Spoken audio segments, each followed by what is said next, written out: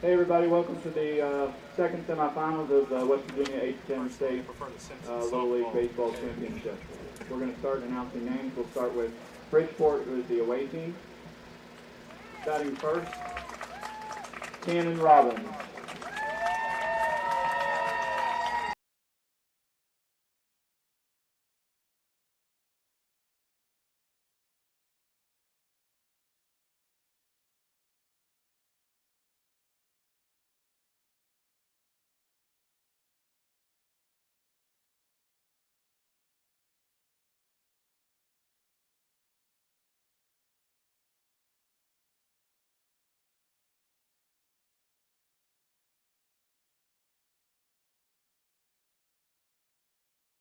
Cannon Smith.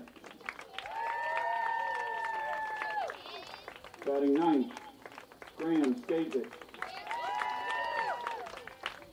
Batting 10th, John Wayne Politano. Batting 11th, Easton Gossler. And batting 12th, Archer Combs.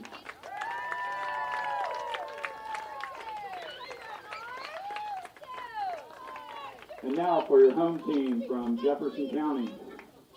Batting first, Bryce Matthias. Batting second, Beckett Mason. Batting third, Paxton Utterback. Batting fourth, Mason Councilman. Batting fifth, Griffin Carroll.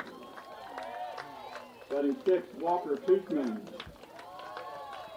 Batting seventh, Dash Hetzel. Batting eighth, Trip Walls. Batting ninth, Jace Kane. Batting 10th, Clayton Walters. Batting 11th, Easton Kogan. And batting 12th, Austin Myers. Please stand and remove your hats. Recite the Little League pledge. I trust in God. I love my country and will respect its laws. I will play fair and strive to win, but win or lose, I will always do my best. Let's play ball.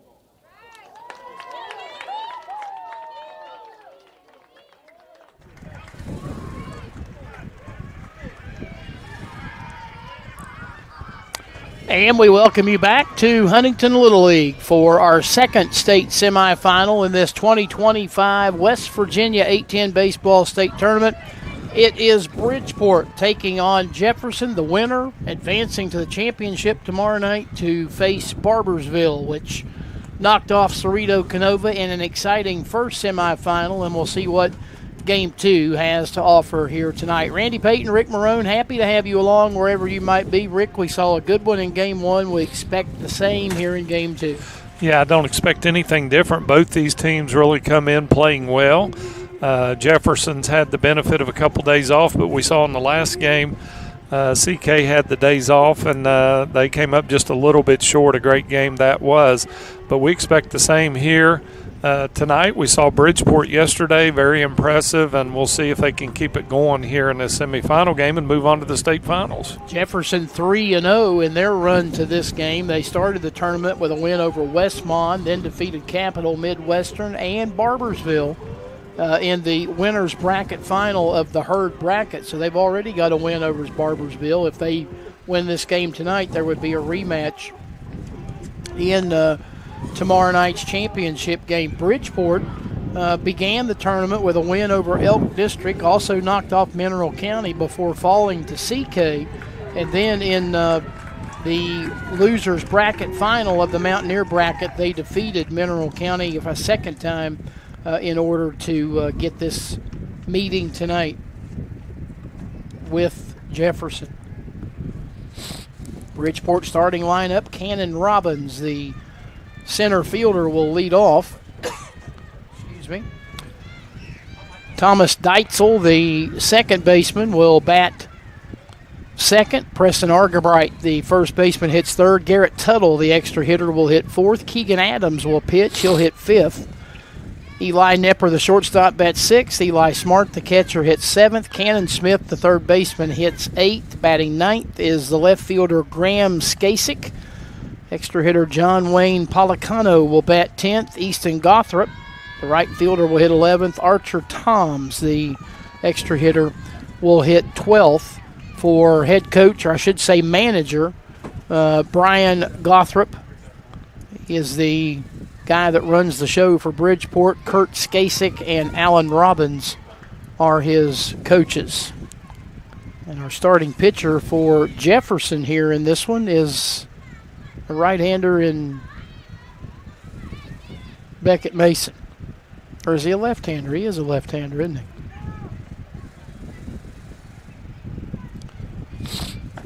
Our first look at Jefferson, but we talked about last night. You're talking about same thing that we saw in Game 1 with Cerrito, Canova, and Barbersville. You're talking about perennial, year in, year out, what perennial means, powers, and not only Little League baseball across the Mountain State, but also at the high school level. That's correct, and it all starts at the Little League level. And the first pitch of the night is grounded to second by Cannon Robbins, and it goes right through the wickets of the second baseman, Utterback. And that'll be an error that allows Robbins to reach, and that's how semifinal number 2 gets underway. You'll see the replay right here. It was hit right at the second baseman. It just went under the glove. He didn't stay down on it long enough, and an error that allows Robbins to reach. Here's Thomas Deitzel.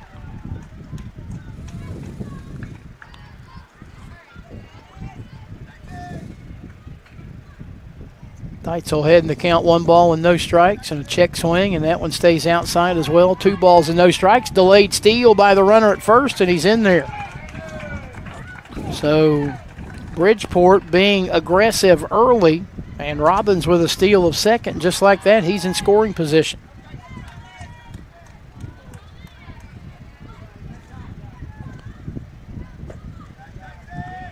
Low and away. 3 balls and no strikes.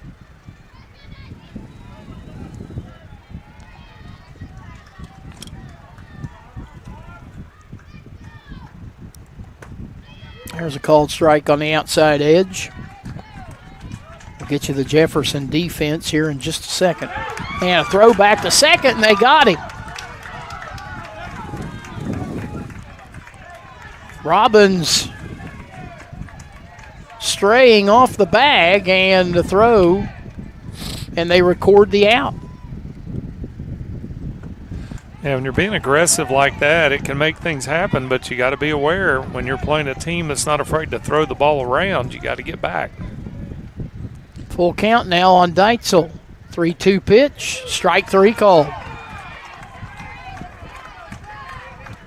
So a promising first, trying to fizzle here for Bridgeport. 2-out batter will be the first baseman, Preston Argabright. Next for Bridgeport, Preston Argabright.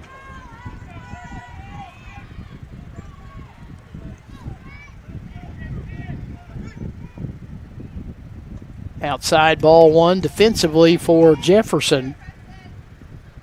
Clayton Walters at first. Paxton Utterback at second. The shortstop is Bryce Matthias. Third baseman Trip Walls. The left fielder Mason Councilman. The center fielder is Dash Hetzel. The right fielder is Walker Toothman. The catcher Jace Kane. And Beckett Mason is the starting pitcher. 1-1 pitch. And it's a swing and a miss by Argabright. And Mason out in front, 1 ball and 2 strikes. Yeah, nice change of speed there and got Argabright way out in front. Now the 1-2. Bounces it up there, 2 balls and 2 strikes.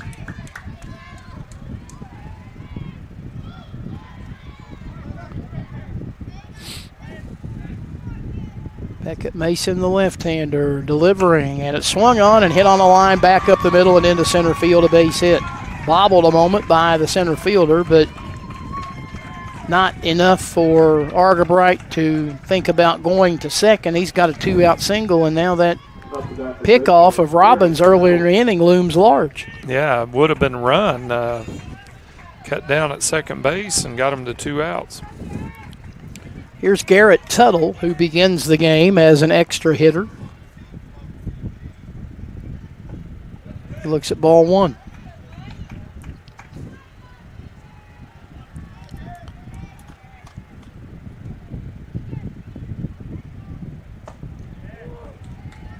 Called strike, 1-1. Kind of surprising, at least to me, in the fact that a lot of those tents and a lot of the fans that we saw for game one have packed up and headed elsewhere. You would think at least the folks from Barbersville might have been sticking around to see who they play tomorrow night. Some of them I'm sure are, but there's a whole bunch of them that aren't. 2-1 pitch is a swing and a miss, and it's 2-2. Now all those gaps between the outfield advertising were filled in game one, and there's a whole bunch of openings here in game two. 2-2 pitch is a changeup and a swing and a miss by Tuttle. He's gone on strikes, and the inning is over. For Bridgeport in the first, no runs, a hit, an error, they leave one. We're in the middle of inning number one. It is Bridgeport nothing, Jefferson coming to bat. This is the 2025 West Virginia 810 Baseball State Tournament from Video Productions.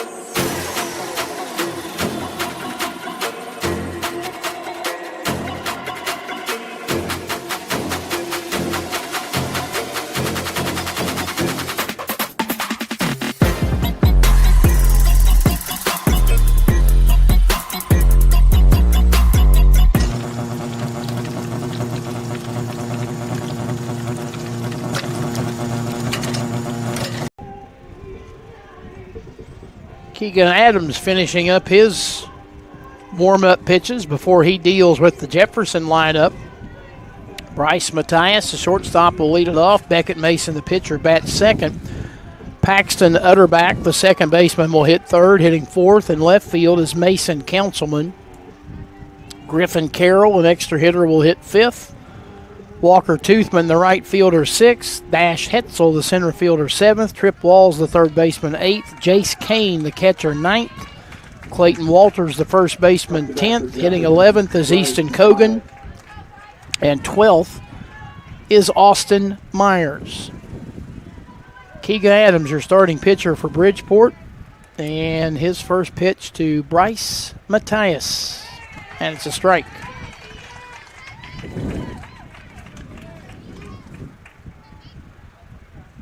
Matthias, Mason, and Utterback here in the first for Jefferson. Hit on the line and into right field. That's a base hit. Played on the hop by the right fielder Gothrop. He'll send it back into the infield, but right out of the gate, a base runner for Jefferson. And that's what you want, that leadoff man to get on base and get things started, and that's exactly what he did. Here's Beckett Mason. He looks at a strike.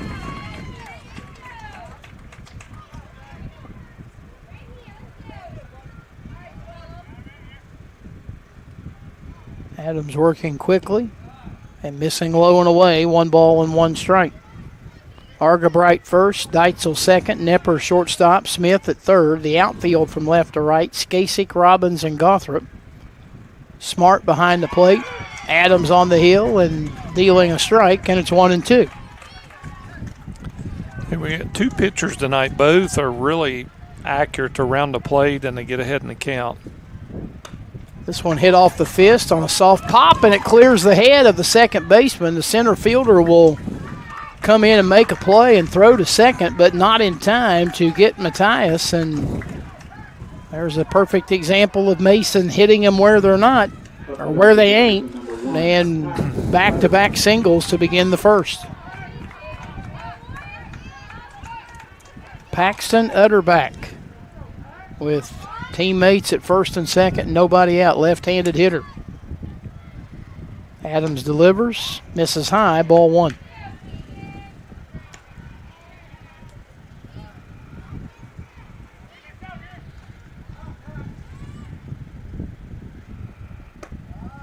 2 balls and no strikes.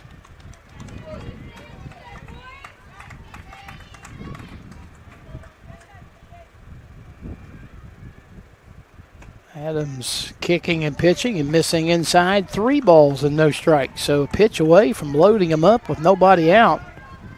And Mason Councilman waiting to bat next. The 3-0. And he lobs one in there and misses high, ball 4.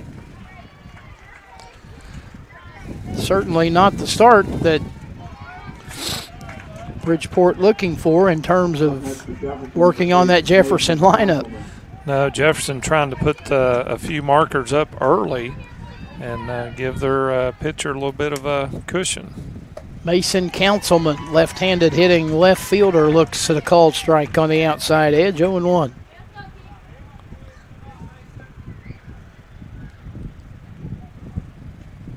And it's a strike that the catcher can't hang on to, but gets a hold of and prevents any kind of advance very quickly. No balls, 2 strikes. Adams delivers. Swing and a foul right back at us. I had it. Those reflexes are still there, aren't they? It's called Protect Your Ugly Mug, or My Ugly Mug. 0-2. Swung on, and again, he's coming right back at us. If the fence wasn't there, he was coming right back at us. And the window. And the window. And Zane. There's a pitch that misses up and in.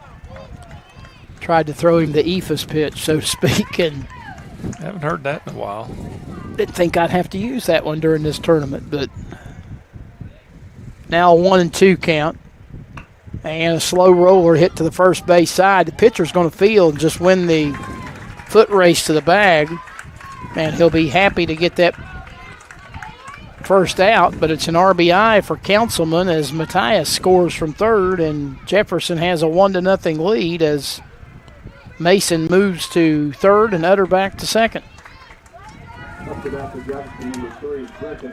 That'll bring up Griffin Carroll, one of the 3 extra hitters, the EHs as they call them in the Jefferson starting lineup. Squaring to bunt, and he fouls it off at the plate, 0-1. Winner, as we said, gets Barbersville in the championship game tomorrow night. Or tomorrow. TBA. TBA. Or TBD. That one's off the mitt. Here comes the runner, and he'll score.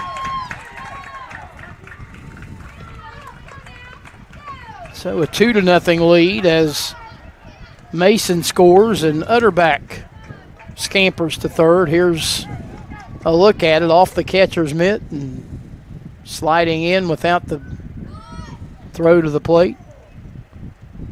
There's Carroll trying to bunt it and bunts it into the screen, 1-2.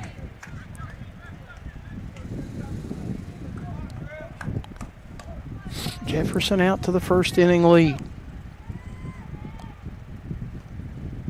And it hit him. Hit him in the side of the helmet. And he got up, and then he started down, and then he went back down. Looked like it got him in the left ear flap. Yeah. And Carroll down in a heap. Yeah, he tried to turn his head away, and it caught him right on the side of the helmet. And again, thank God for those flaps on the batting helmet. That time, although it hurts, obviously, the flap did what it's designed to do, and that took the brunt of the ball.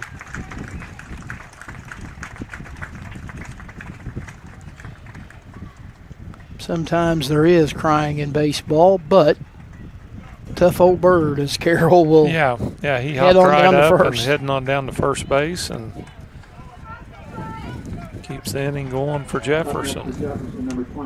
So they'll have him at the corners with 1 out and 2 in, and Walker Toothman, their right fielder, will come to the plate. And now time called as Bridgeport manager Brian Gothrop heads to the mound for a chat with his inner defense.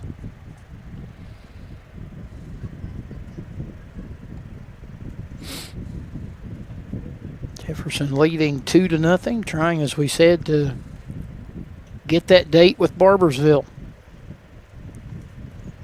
in the championship tomorrow night. And we did determine that the champion moves to Wilson Little League in Wilson, North Carolina for the Tournament of State Champions. Tournament of State Champions, a gathering of 8 Southern champions, state champions. Tournament that actually started right down the road at Mitch Stadium at Cerrito Canova Little League. Moved to Greenville, North Carolina, but Greenville now the host of the Little League Softball World Series, so they send the Tournament of State Champions to nearby Wilson, North Carolina. Yeah, I think it starts on the 17th. I may be mistaken, but I believe that's the start date. Be next week. And now time called the runner.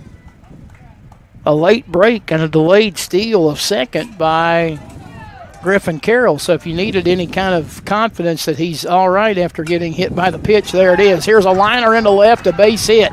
It'll score 1. Second run coming to the plate. Here's the throw, and he's out.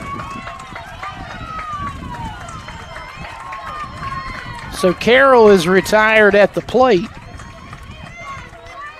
but Utterback scores. Toothman with the RBI hit. He goes to second on the throw. And it's now 3-0 with 2 outs in the inning. Here's a look at it. You see the first run scoring, and the throw got Carroll, who actually went face first into the batter's box. That ball is fielded foul. Wow, it looked like it was on the line when it was picked up by the third baseman, but the home plate umpire signals foul. Yeah, it looked like it was right on the foul line, which, of course, would be a fair ball, but we're about 50 feet back away, so he's got a better angle than we do, but that looked like it was right on the baseline. Looked fair to me. That's all I'll say.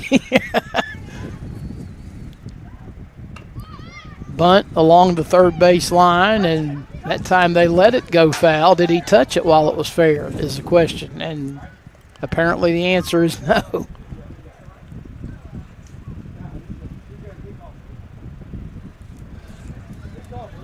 Dash Hetzel is the batter, center fielder.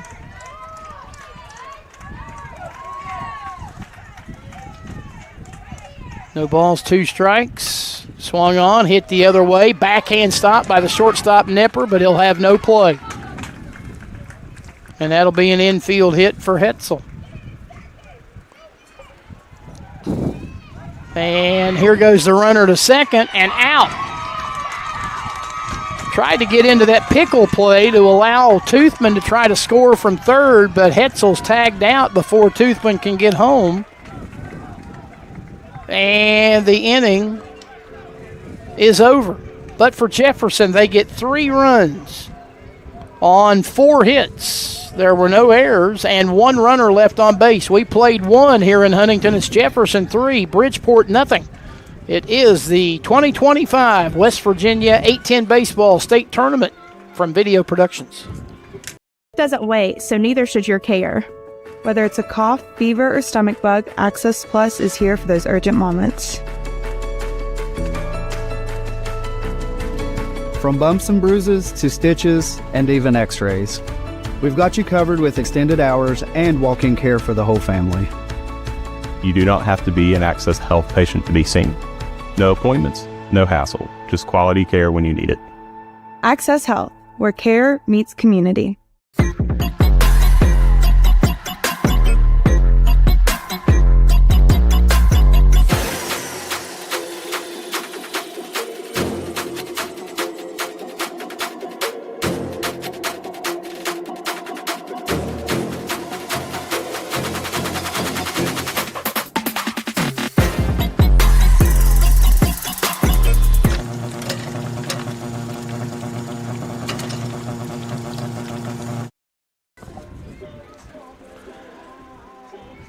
Big 3-run first for Jefferson. They lead Bridgeport 3-0 after 1 inning. Randy Payton, Rick Marone on the call.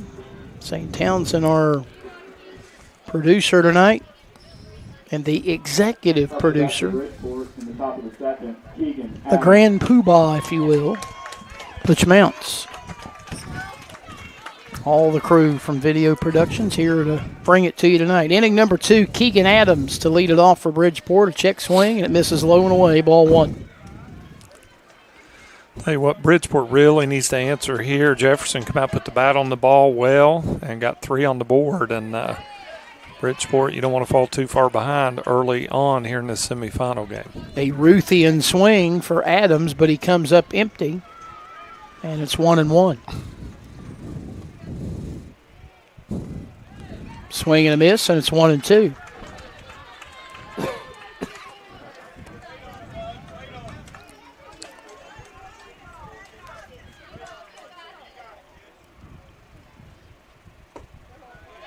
Pitch from Mason, missing low and away, and it levels things at 2 balls and 2 strikes.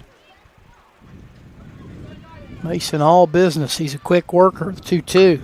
Swung on and hit out into left field. Playable for the left fielder. Coming toward the infield, and the catch made out there by the left fielder Councilman as he goes to the ground, but he got the job done. Yep, kind of held his ground a little bit and then came forward and made a nice play for the first out. Eli Nepper, the shortstop, making the stroll to the plate. A big practice swing and taps the plate. Now he's ready to go. Mason delivers. Nepper swings and sends one out towards center. It'll drop for a base hit.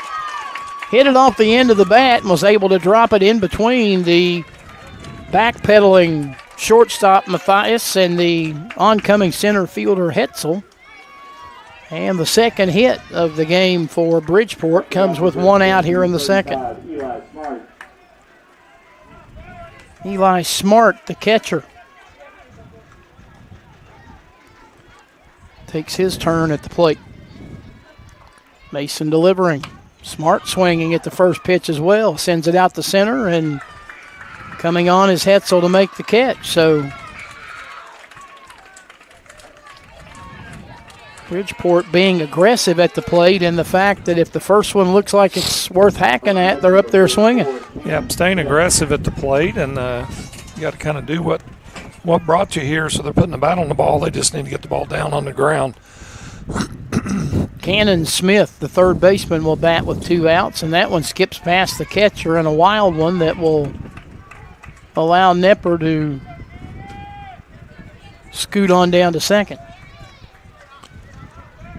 So he's in scoring position, albeit with 2 outs. 1-0 pitch. Outside, 2-0. Bridgeport in the red tops and white pants. They've got some black trim in there as well. Swung on, fouled back. Jefferson in the white tops and white pants with maroon and gold. Swung on, popped up off the end of the bat, and the second baseman, Utterback, comes on. He'll make the catch, and the side is retired. For Bridgeport in the inning, they get a hit, and they strand a runner. And we go to the bottom of the second with Jefferson in front, 3-0. This is the 2025 West Virginia 8-10 Baseball State Tournament from Video Productions. Plan? No problem. Just wing it. Whether it's a 6 or 10-piece order of our mouth-watering traditional wings or our flavorful boneless wings, now get them smothered in our new garlic parmesan sauce. Gino's Pizza and Spaghetti House. Just wing it. Little General Stores has been serving West Virginia communities for almost 5 decades. That's nearly 50 years of providing those essential needs for your daily journey. We are so grateful to be a small part of your lives, and we want to recognize the integral part of our operation, the LG family. We know these last couple years haven't been easy, but with every sunrise and sunset, you keep us going. To the LG family, the moms, dads, sisters, brothers, sons, and daughters of West Virginia, thank you. From our made-from-scratch biscuit sandwiches to hearty breakfast wraps, Tudor's Biscuit World serves up a taste of simpler times. Now pair your favorite sandwich or wrap with a refreshing iced coffee combo. This is Biscuit Country, where made from scratch never tasted better.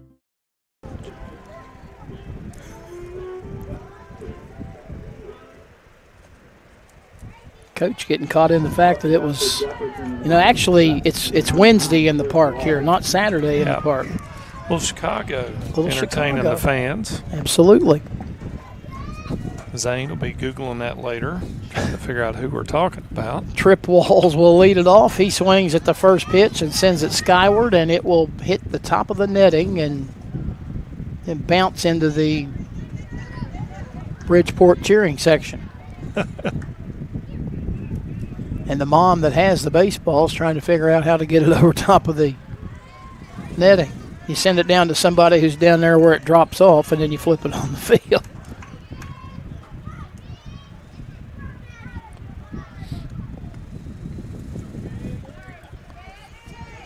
So Adams gets a new baseball to work with, and he resumes the deliberations with Mr. Walls, and that one misses, 1 ball and 1 strike. The umbrellas are out. Bite thy tongue. Popped up.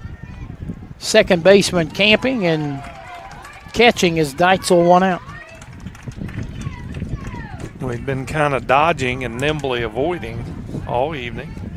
There's also a little wind. You said earlier you felt a little something.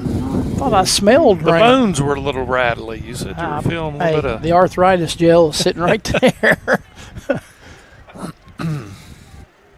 Would you please verify for the audience that there is a tube of arthritis gel? What arthritis gel? Yeah. All I see is a shaved ice empty container. Here is the Jefferson catcher, Jace Kane, who's ahead in the count 2-0, and we will in fact get the opportunity to see if Kane is able here in this at-bat. I had to go there. Swing and a miss. And it's 2-1. If you can't have fun, why are you here? You know. I've been questioning myself. This one fouled off, and it's 2-2. Reflecting on life choices would probably be more appropriate.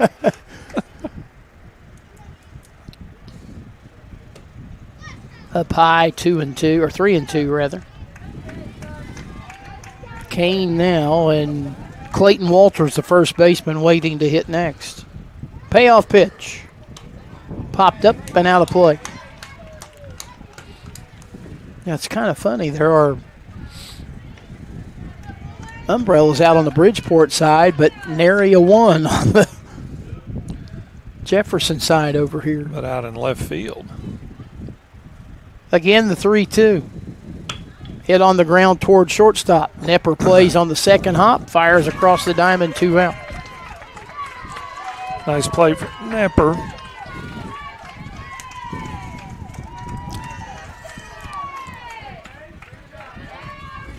Thought I had Orville Rogers working with me there for a moment. He's got a great arm. He did a good job reeling that one in, and with an arm like that, he's got plenty of time to get his feet set and guns it across the diamond for the second out. Are you aware of who Orville Rogers is? No. You know his nickname? I'm sure it wasn't compliment. Shaggy. Not a compliment. Shaggy from Scooby-Doo. Yep. You just didn't drop zoinks on us. Clayton Walters with the 0-1, or facing the 0-1 pitch, and it misses 1 ball and 1 strike. 2 gone here in the second. Jefferson leading Bridgeport 3-0. Keegan Adams delivering and missing away, 2-1. Now they have popped an umbrella out over on the Jefferson side. Picking up a little bit of steam. 2-1 is fouled back, and it's 2-2.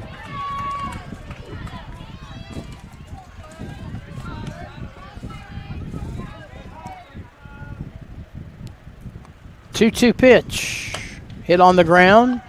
Played in the hole by Nepper. A quick, strong throw, and he got him. Tell you what, Nepper's got a nice arm out there at shortstop. He makes a couple of nice plays in the inning, and Bridgeport, or Jefferson rather, is gone in order here in the second. We head on into inning number 3. It is Jefferson 3, Bridgeport nothing, and it's the 2025 West Virginia 8-10 Baseball State Tournament from Video Productions. Before you hit the Hatfield-McCoy trails, fuel up the way West Virginians do at Little General Stores. We're proud to be part of your ride. Rooted in West Virginia and built for the back roads. Little General Stores. Fuel your adventure the West Virginia way. We're Panhandle Cleaning and Restoration, and we're gonna save you. We've got it down to a science, an absolute state of art. We do it all, restoration, cleaning, and reconstruction. When disaster strikes, just pick up the phone. We're Panhandle Cleaning and Restoration, and we're gonna save you. At Polka Valley, we offer a full suite of conventional, government, and West Virginia housing loan products, strong construction loans, and 100% financing to qualified applicants. Visit us online or call us today. Member FDIC, Equal Housing Lender. On we go to the top of the third here at Huntington Little League, and Jefferson out to a 3-0 lead over Bridgeport. Trying to figure out what the umpires and the coach are down there looking at, maybe radar. Or maybe trying to figure out who the music's by in between innings. Well, but we know the answer to that. Canned Heat, is that the name of the song or the group? No, that's the group. Okay. They're bringing the Canned Heat. I guess maybe they may have been checking the radar between. They were at Woodstock as well. They were checking the radar at Woodstock, or Canned Heat? Canned Heat was there. Graham Skasik to lead it off here in the top half of the third. His team staring at a 3-0 deficit. Beckett Mason delivers, and it's fouled off, and it's 1-1. All right, back to what we were talking about earlier. Orville Rogers is Shaggy. Freddie's last name is Jones. Can you give me the last names of Daphne and Velma? Jones? I don't think so. 2 balls and a strike. That might be rain delay material, you know. Yeah, very well could be. And I think that's what the umpires were checking out in between innings. This one hammered out into center field, and it'll clear the head of the center fielder and go all the way to the warning track. Skasik can run a little bit, and he's going to be in sliding with a 3-base hit.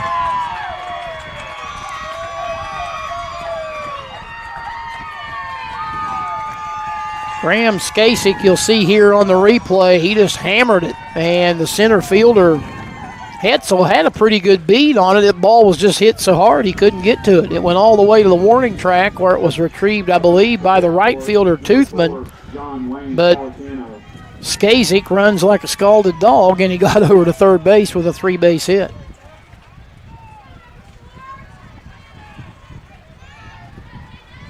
So Bridgeport trying to mount a comeback, and they've got their leadoff runner at third with obviously nobody out.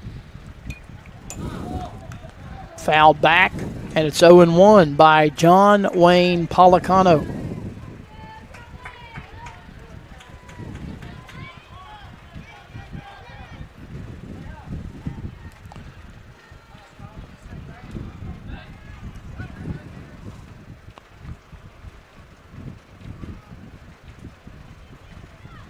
Trying to get something out there, a rag or something, to be able to wipe the moisture off the ball. No balls and a strike. Swing and a miss by Policano, and he's down a couple of strikes.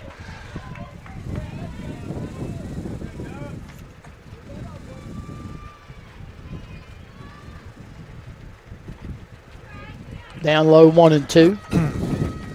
On your trivia buff, John Wayne, do you know what his birth name was? Marion something. Marion what? I can't come up with the last name. 2 balls and 2 strikes. I get half credit because I got part of it. Marion Morrison. Thank you. I'll bet you didn't think I'd get any of it, would you? No, I didn't. Anybody that knows Shaggy's real name has got no limits. Well,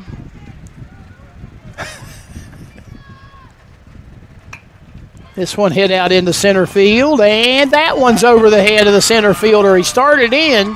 It'll roll all the way again to the warning track, and it's a double for Policano. The throw gets away, but he won't be able to advance. His double, though, scores Skazik, and Bridgeport's got one of the runs back here in the third. They trail it 3-1. Yeah, that's 2 balls hit square up and right back up the middle, deep to center field. And Jefferson playing fairly shallow in center and left field, and Bridgeport taking advantage of it. That'll bring up Easton Gothrop.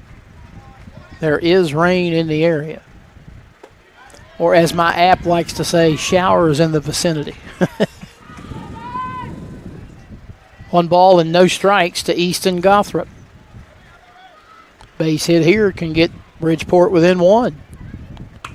And he swings and lines it over the shortstop and out into left center field. Might not have been hit hard enough to produce the run. It'll get the runner to third, though, and a wild throw allows Gothrop to go into second.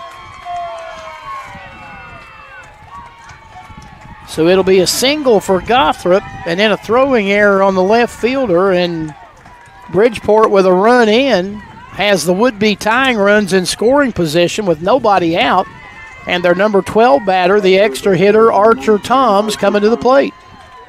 Yeah, this is the bottom of the order really taking the lead here. They've got a run in and 2 in scoring position. Top of the order will be coming up after Toms. We'll have a meeting on the mound, as I presume that to be, well, I'm not sure which of the coaches that is for Jefferson. And tell you what, the rain is picking up in intensity.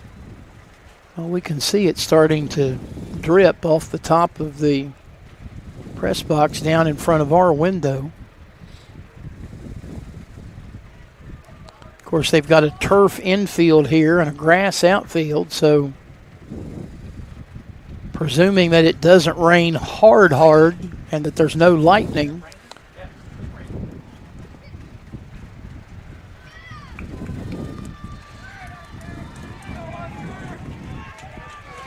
tell you what, Bridgeport has seemed to like the rain. Once it started picking up in intensity, they've been hammering the ball off of Beckett Mason.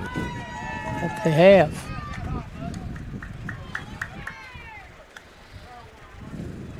Archer Toms.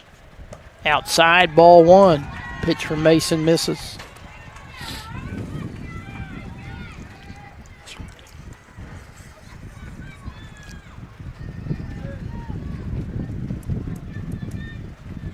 Swing and a miss. And it's 1-1. Boss man didn't know it was raining, did he? And now the scamper to cover up the equipment begins. Pitch misses high, and quick rebound off the backstop and back to the catcher, so no advance by either runner. It's a 2-ball, 1-strike count. And now the Grand Poobah, as we called him a moment ago, goes to work on that behind-the-plate camera. Pitch misses outside, 2-1.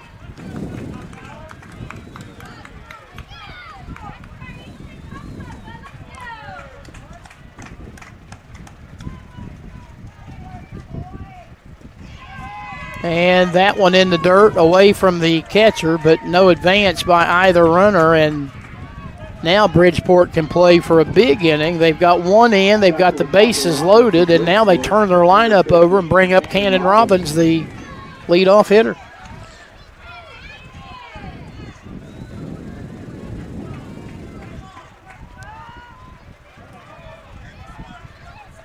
Boss did a nice job covering up that camera, didn't he? Unfortunately,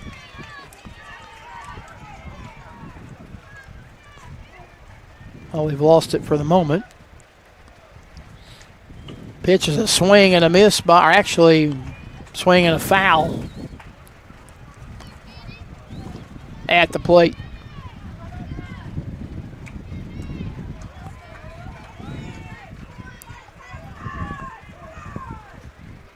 No balls and a strike.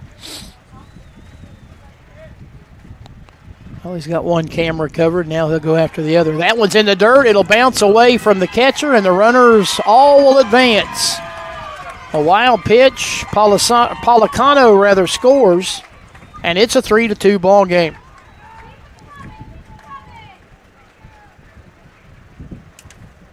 Here you'll see it just spiked it, and it got off. It looked like the left arm of the catcher, and when it went that way, it was off to the third base side, and that allowed Policano to race home.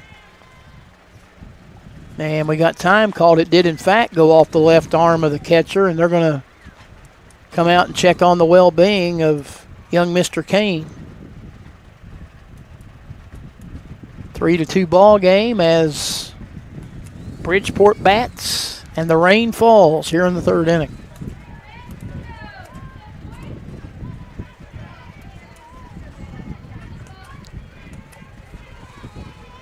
And the snow cone, the shaved ice truck bids adieu as it drives away in left they're field. done, huh?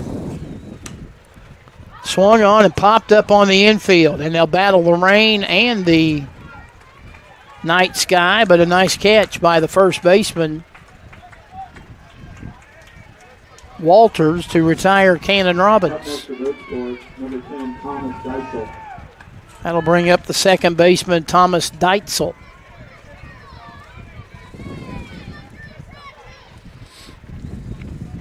Beckett Mason delivers and misses high and wide, ball one. Bridgeport trying to come off the mat here in inning number 3. Cut the deficit to just 1. There's a swing and a fly ball down the left field line. It will drop out of play as we look up into the lights out in left field, and you're right, it's coming down at a rather steady pace at the moment.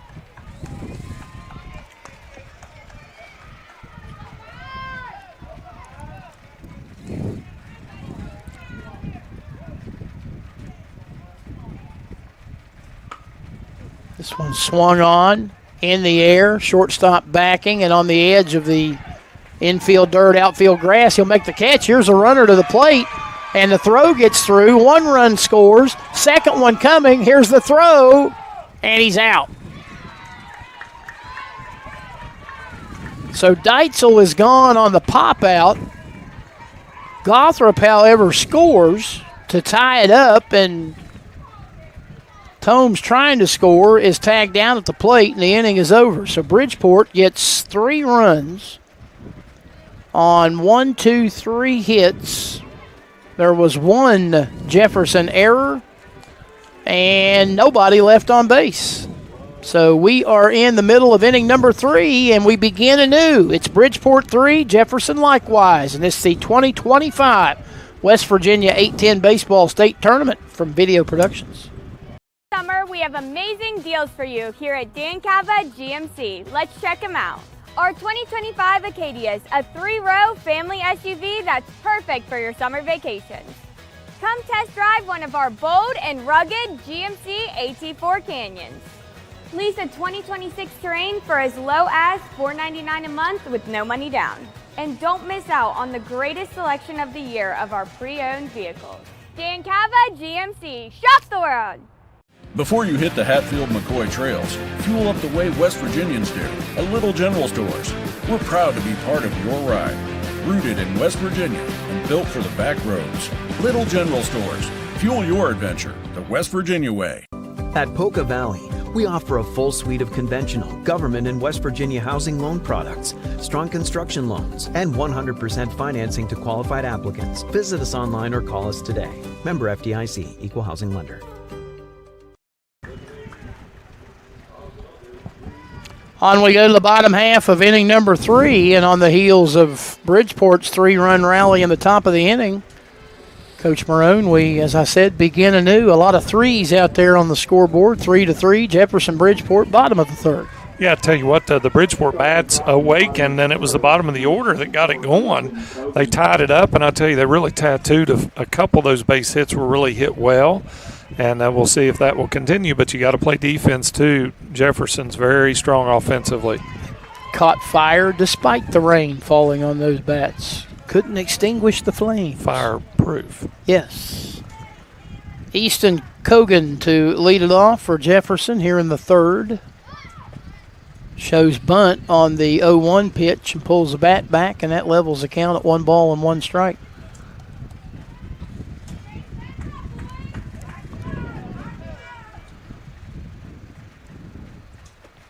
One. He tried to lob it in there and missed a little high. 2-1.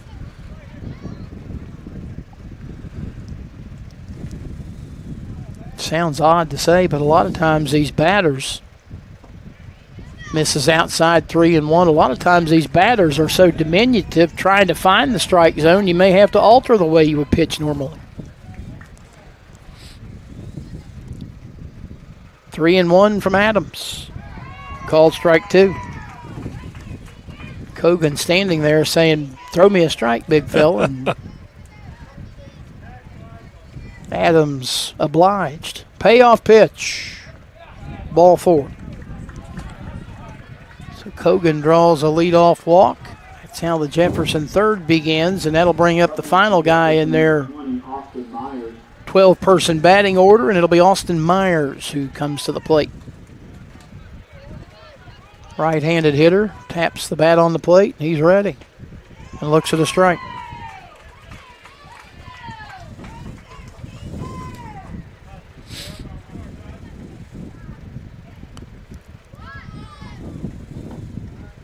Up high, 1-1.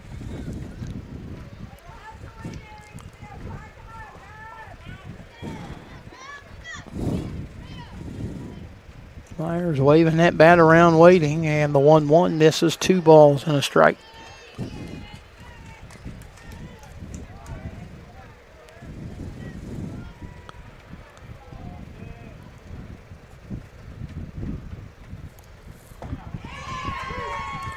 Called strike, 2-2.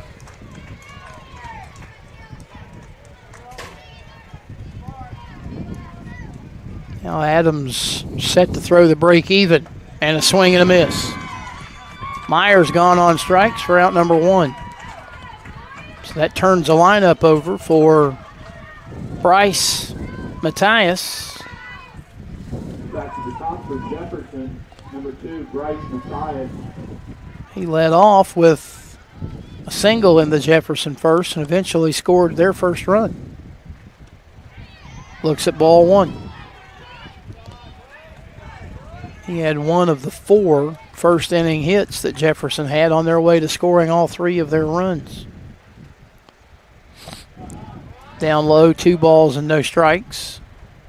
Really got to credit Adams on the mound after that shaky first inning start. He's been pretty solid since. Yeah, he's kind of gotten into a groove here. We'll see if he can keep it going. 2-0 pitch, misses ball 3. So just as soon as we talk about it. Trying to avoid another walk in this inning that would put 2 runners on. Throws one right down Broadway, called strike.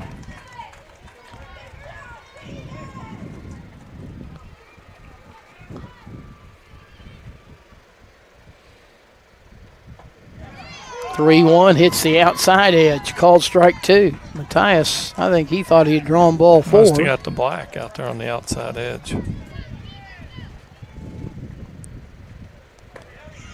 And ball 4. What do they say with police? The thin blue line? Well, it must have been a thick black line on that previous pitch. Outside ball 4, though. Matthias draws a 1-out walk, so there's runners now at first and second. And the batter, Beckett Mason, who's got a chance to help his own cause, he singled and scored in the first.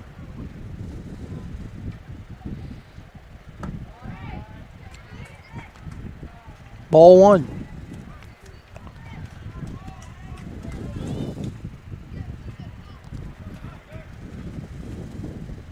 And that one behind the batter. 2 balls and no strikes. Rain might be letting up a little bit. Yeah, I'm trying. I don't see it nearly as consistent in the lights now. 2-0 pitch. Ball 3.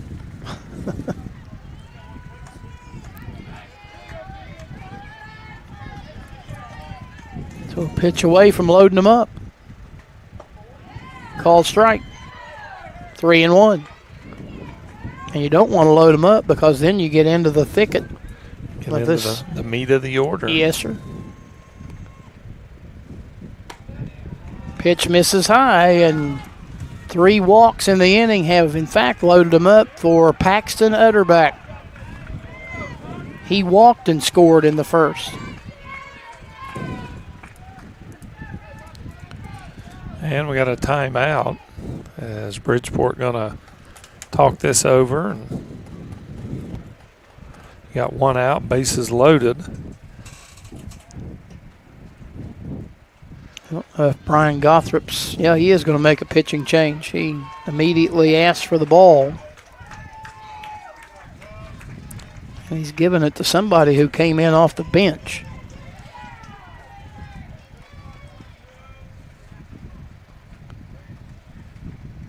Yeah, we're going to get multiple changes here. Left fielder looks like he's coming to first.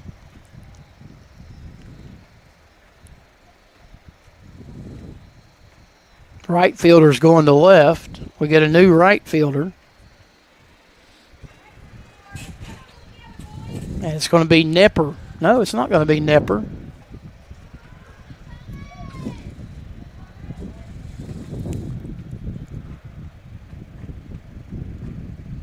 Who is it going to be for?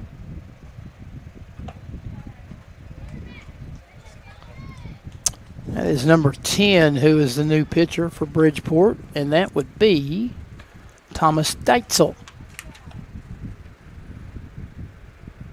So Deitzel's the new pitcher. New pitcher for Bridgeport, number 10, Thomas Deitzel. Policano is now in right field.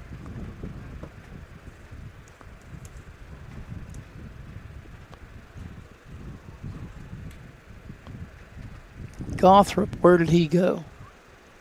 Gothrop go to left.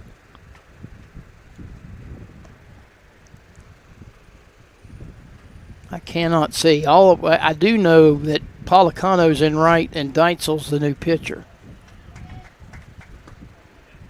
Skasik is at first base, I think. I thought I remember seeing him motion from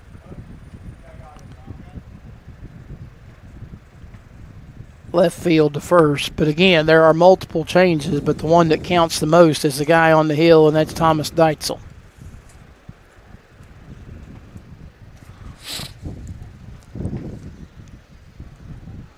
Trying to figure it out as we go. But bases are loaded and 1 out, and Paxton Utterback, who walked and scored in the first inning, steps up with a chance to, after his team gave up the lead in the top half of the inning, about to try to grab it back here in the bottom half. Utterback, a left-handed hitter. He swings at the first pitch and fouls it off to the left. 0-1.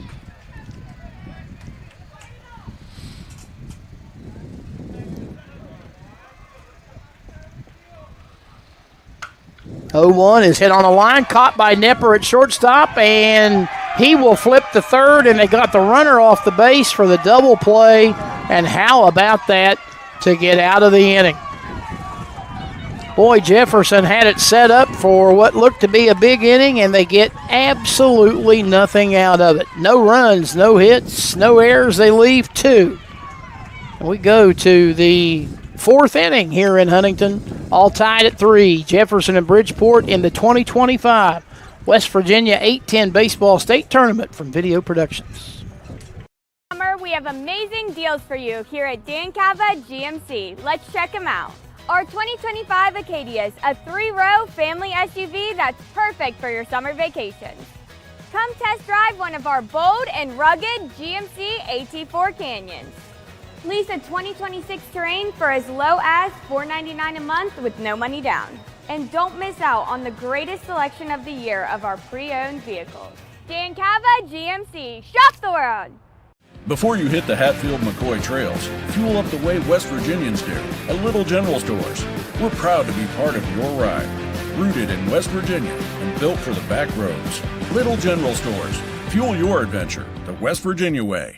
At Polka Valley, we offer a full suite of conventional, government, and West Virginia housing loan products, strong construction loans, and 100% financing to qualified applicants. Visit us online or call us today.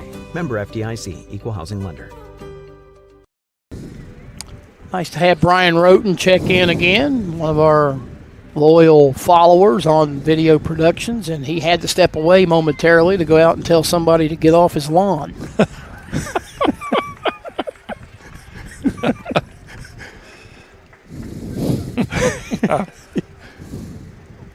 I have no comment. You ever see Gran Torino? I have seen Gran Torino. Get off my lawn.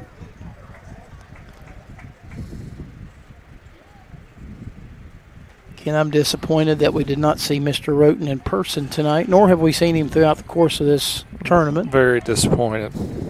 He has one opportunity left after this game to make an appearance. Meanwhile, making an appearance at the plate is Preston Argabright, who singled in the first. He'll lead it off here in the fourth, and he's down a strike. Argabright, Tuttle, and Adams here in the fourth for Bridgeport, tied at 3. Beckett Mason still out there chucking them plateward, and he misses low and away, ball 1. Yeah, Mason trying to settle back in. He had a pretty good first inning and second inning, and in the third inning he got dinged up a little bit and gave up 3 runs. Low and in as he nearly hits Argabright, and it's 2 balls and a strike.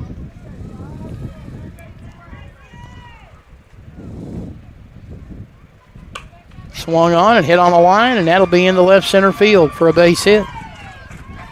So Argabright 2 for 2. He starts off the fourth with a base knock to left center, and that'll bring to the plate Garrett Tuttle.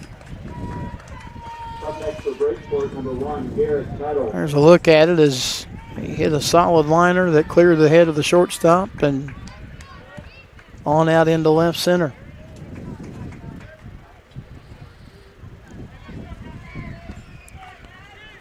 Here's Tuttle.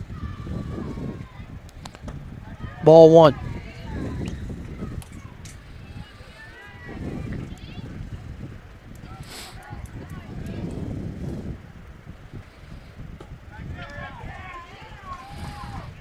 And now 2 balls and no strikes.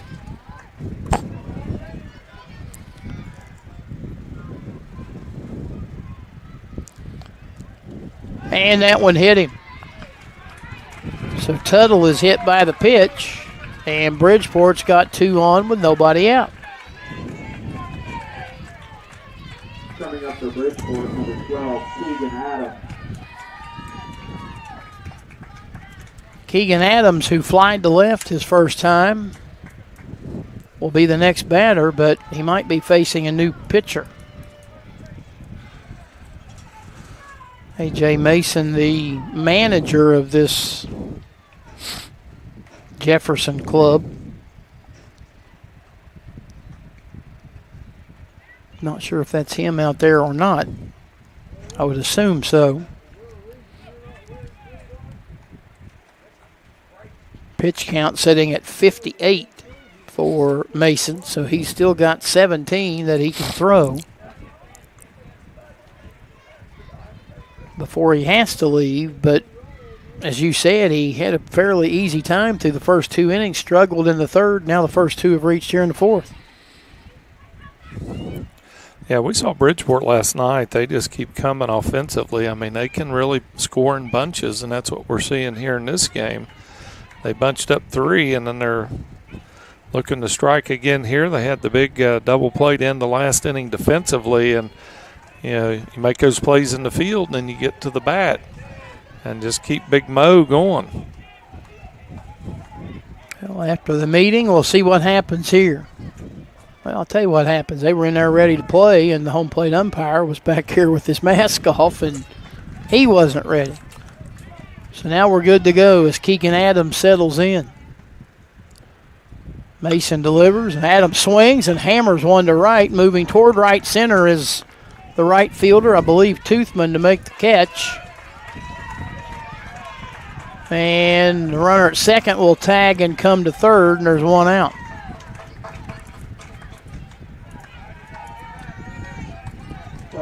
So they're on the corners with one out for Eli Nipper, who singled his first time up.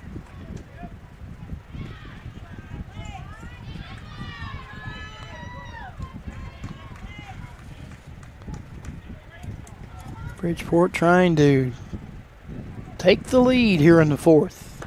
Ball one, runner at first goes. Throw will go to the pitcher. They'll let him take second just to make sure that they freeze Argabright at third, but now runners at second and third with one out and a 1-0 count on the batter, Nipper.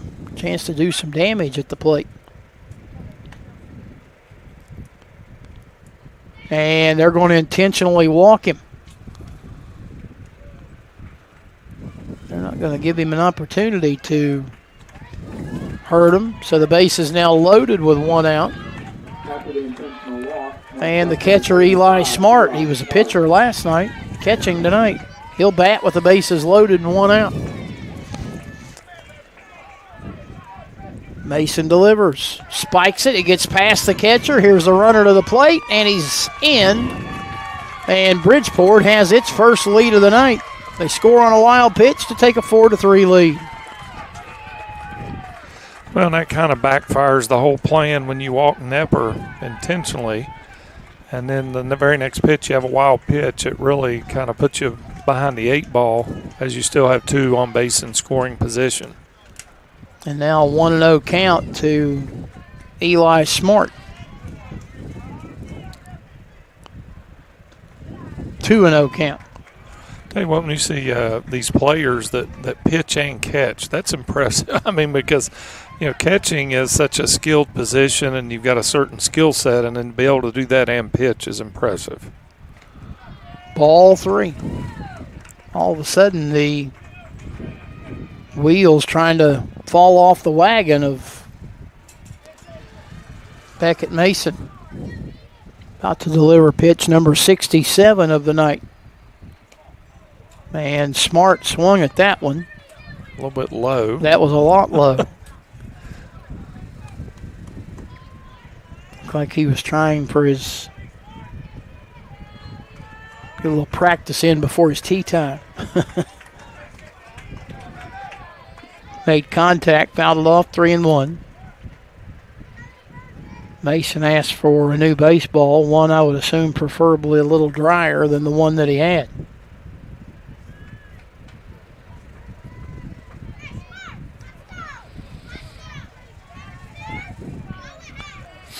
Bridgeport has rallied to take the lead, trying to add to it. Mason delivers.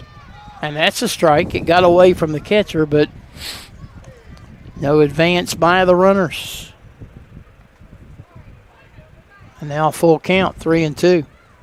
And again, we have to change out baseballs.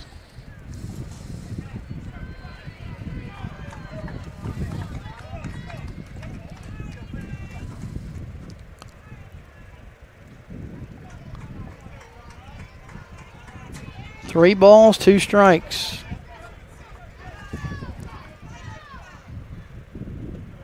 Ball 4. Smart draws a walk, and the bases are loaded with one out. And here's Cannon Smith.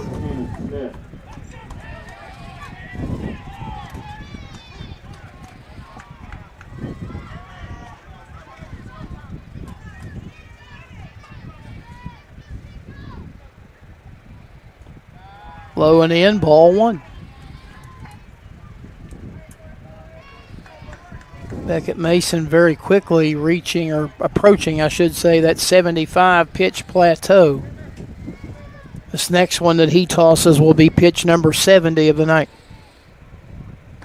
Ball 2.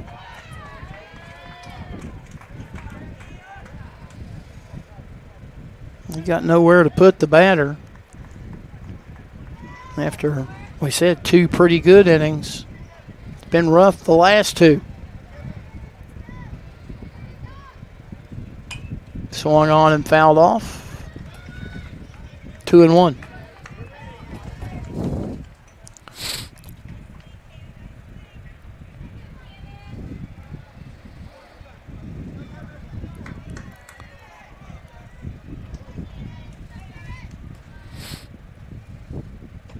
Swing and a miss.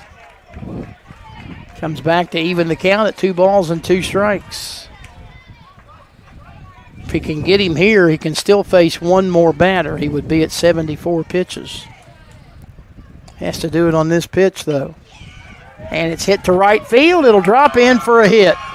It'll score 1. They're going to bring Nepper around. There'll be no play at the plate. It's a 2-run single. And Smith will end up taking second on the throw, give Bridgeport 2 more. And it's now a 6-3 lead, back-to-back 3-run innings.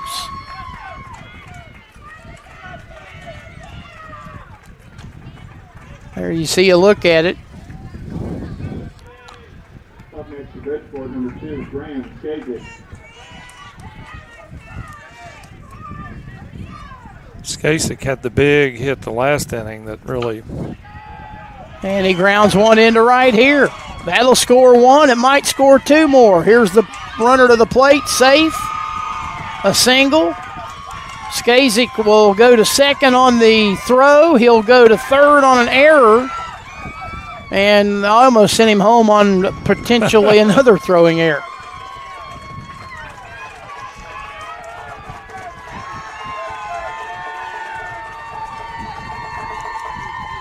So give him 2 RBIs, to second on the throw, to third on the error.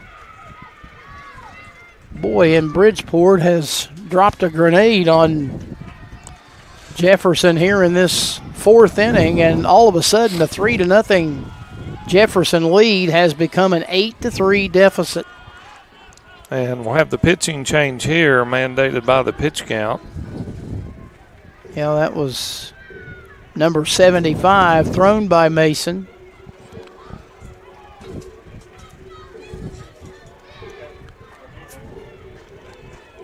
We'll see who the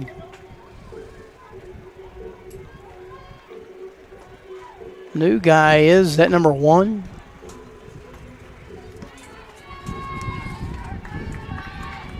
Paxton Utterback, who began the game at second base, will now be the pitcher.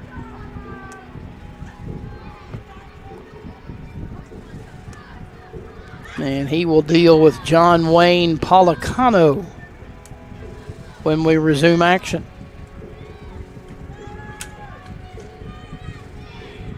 Well, you talk about rocking to life. You mentioned it was almost like the rain was what started Bridgeport in the last inning, and it has just continued to the snowball rolling downhill, so to speak, and they scored 3 in the 3rd. They have scored 5 times here in the 4th, and they continue to bat with a runner at 3rd and only 1 out.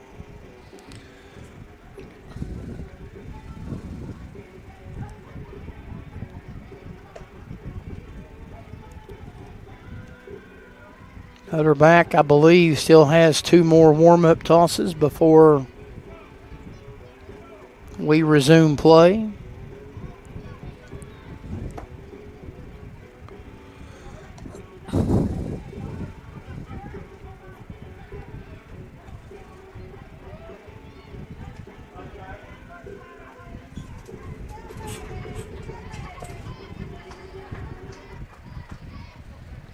And Utterback has completed his warm-ups. And he will get set to take over and, as we said, face John Wayne Policano.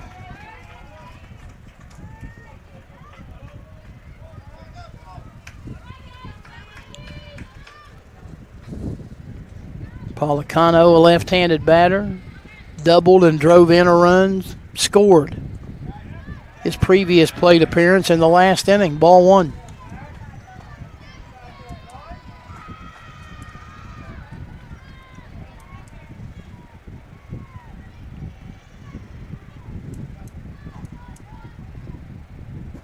Outside and past the catcher, but again, that short backstop. Catcher able to recover. Kane able to keep the runner at 3rd.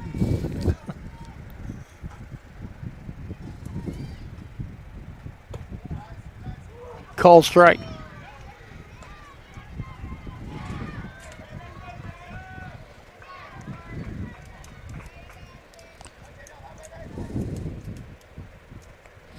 2-1 pitch. Down low, ball 3. And if there's any upside here, the rain has stopped. So hopefully it'll hold off the remainder of the game. The boss, Butch Mounts, would really appreciate that. 3-1 is a taken strike, and it's full count. And you really got no wind. You look at the flags out above the scoreboard in center field and just hanging limply.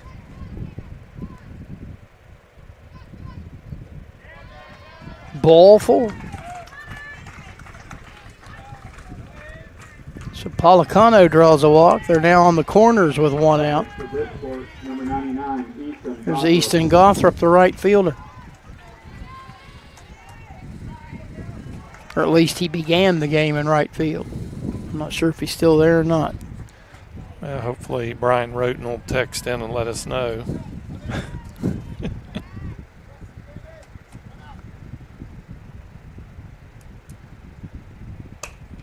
Fouled off down the first base line over toward the concession stand down there. You don't think Roten's one of those guys that he's not sitting at home keeping score, is he? He could be. He could be.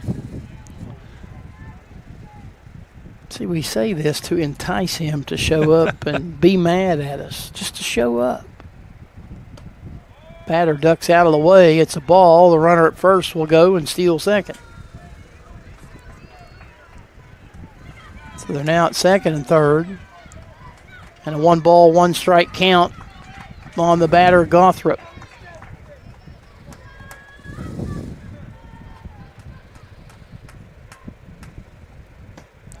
Outside. 2-1.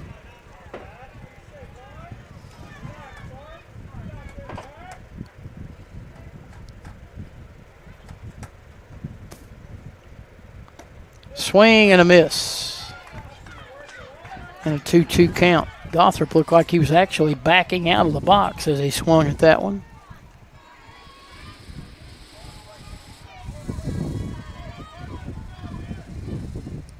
Two balls, 2 strikes.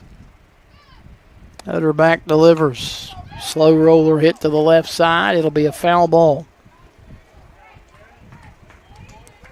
Third baseman came in to make the play, trip Walls along the third base line, but he grabbed it in foul territory. And it's 2-2. Break even, swing and a miss. Gothrop has gone on strikes, and that's out number 2 in the inning.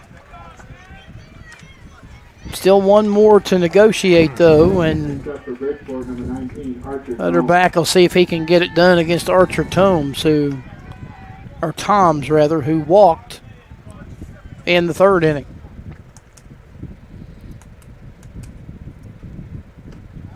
Outside, it gets off the mid of the catcher, the runner coming, and safe. Throw gets away at the plate, and not far enough for the second runner to attempt it.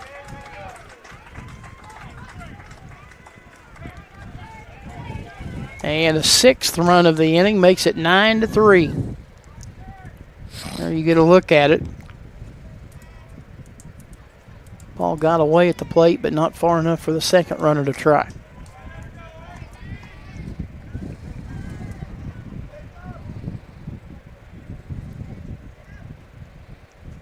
And he ducks under that one. 2 balls and no strikes.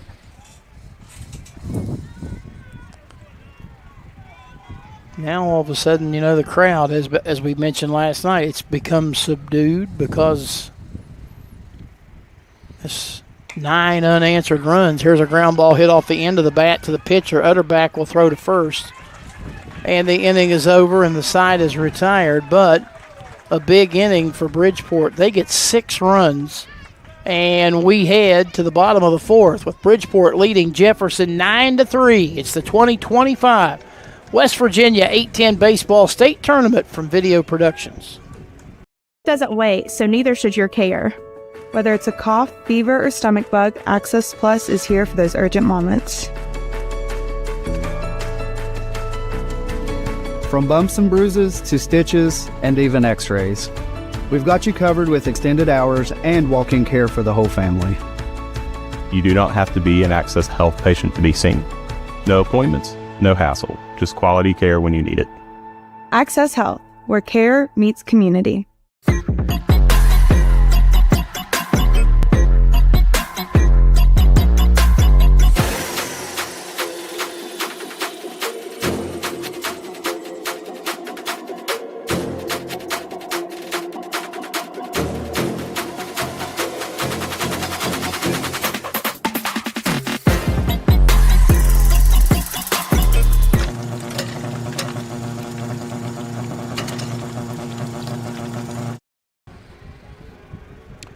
Bridgeport, 9 unanswered runs.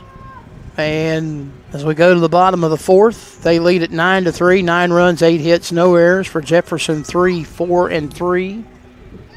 Jefferson will send up 4, 5, and 6 in the batting order, namely Mason Councilman, Griffin Carroll, and Walker Toothman.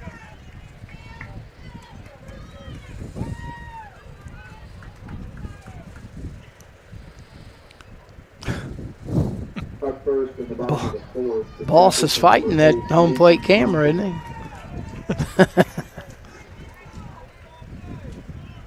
Councilman will lead it off. He grounded back to the pitcher his first time and produced a run, so he's got an RBI as well. 1 ball and no strikes. Hit the other way foul, and it's 1-1.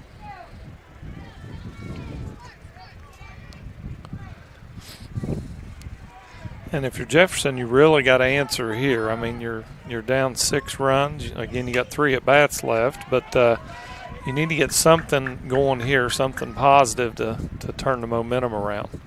A foul back makes it 1-2.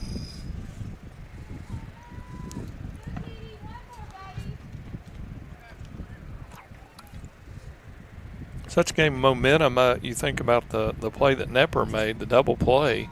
I mean, Jefferson had the bases loaded and appeared like they were getting ready to roll, and then the double play ends the inning, and then they back it up and come in and pile on some more runs, and just a big turnaround in the ball game. Outside, 2 balls and 2 strikes. I'll tell you what, I don't think we've seen him pitch, but Nepper might have the best arm of all the guys that we've seen over the 3 nights that we've been here. Yeah, and he's got a good release. He's got a quick release once he fields. He fields the ball really well, but when he gets it, it's out quick, out of his glove. Pitch outside, 3 balls and 2 strikes. He got a strong arm and a quick release. That's a good combination to have. Mason Councilman trying to become a leadoff base runner here in the 4th for Jefferson, and he swings and skies it foul and over in third base foul territory. The third baseman made a nice running catch. I think that is Smith who hauls it in. Tell you what, no concern for life or limb. No, he took off toward the dugout. He was heading towards the dugout out at full speed. Nice play. Made the catch. 1 gone for Griffin Carroll, who was hit by a pitch his first time up. Ball 1.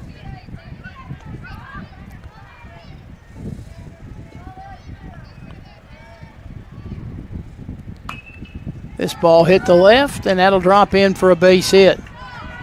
Griffin Carroll will round first and take the wide turn before retreating, and a 1-out hit for Carroll has Jefferson with a base runner at first here in the 4th inning, and Walker Toothman coming to the plate.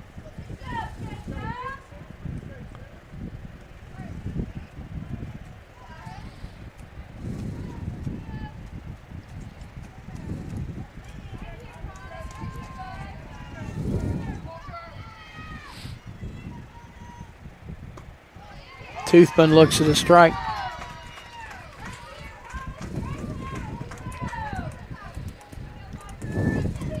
I've got 1 and 2 up on the board. That was the first pitch to him, wasn't it? Yeah. Now it's 1-1 as that one gets wild. There's a wild pitch, and now a throwing error is going to allow the runner to come to third.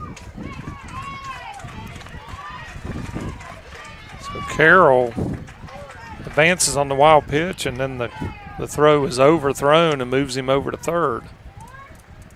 So Toothman with a chance for a ribby, as they say. Yes, sir. They've got 2 and 2 up there. That's not the count. It's 1 and 1. There, thank you.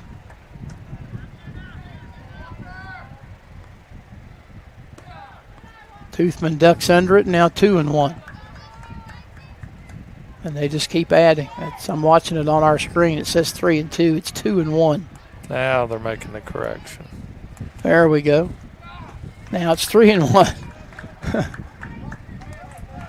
It's almost one of those deals. If you wait long enough, it's like the clock is right twice a day. Yeah, it'll catch you up. Meanwhile, and here comes a conference. Bridgeport, 9 unanswered runs and sitting pretty now, fairly late in the game, in the bottom of the 4th inning, and they've gotten all of a sudden a little sloppy here in the 4th. You don't want a team like Jefferson. Too many opportunities, too many openings. You got to make the plays that are in front of you, because they're going to do enough on their own. They hit the ball so well, and they don't quit. I mean, they're going to keep coming. Again, the winner gets Barbersville in the state title game tomorrow. Barbersville holding off Cerrito Canova 4-3 in the opening semifinal. So their ticket is punched to tomorrow's championship game, and now the only thing left to decide is who they're going to face.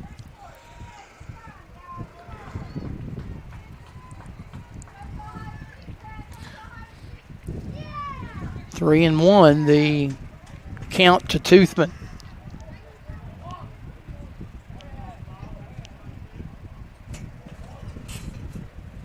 Pitch. Called strike 2.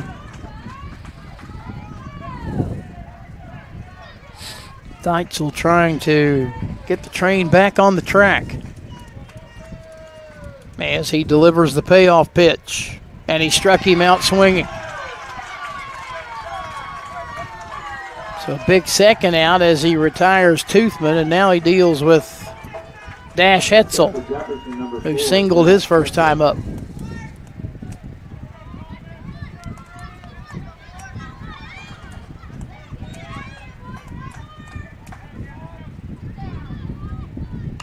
Puts down a bunt, and it's a good one along the third base line, and they won't throw him out. And then on the delayed break after the throw, the runner from third, Carroll, will score, and it's 9-4. Tell you what, that may be about as good a bunt as you're going to see. I mean, it was right inside the line. It was in the grass. And I tell you, the third baseman was pinched in anyway, and that speed for Hetzel, I mean, he's left-handed anyway, but boy, he was going to beat that out, I think, regardless.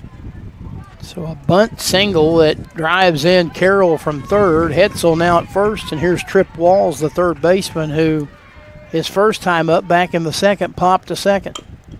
Chopper off the plate, rolling up the middle. Second baseman will field. Flip to the shortstop, Nipper. Bang, bang play. Nice job by the combination of the second baseman, who I don't know who's out there now. It's where Deitzel was at game's beginning. And he flipped on to Nipper, and they got the force out, and the inning is over. For Jefferson in the inning, 1 run, 2 hits. There was 1 error and 1 runner left on base. We head to the 5th inning.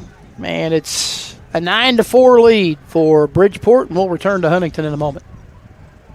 Doesn't wait, so neither should your care. Whether it's a cough, fever, or stomach bug, Access Plus is here for those urgent moments. From bumps and bruises to stitches and even x-rays, we've got you covered with extended hours and walk-in care for the whole family. You do not have to be an Access Health patient to be seen. No appointments, no hassle, just quality care when you need it. Access Health, where care meets community.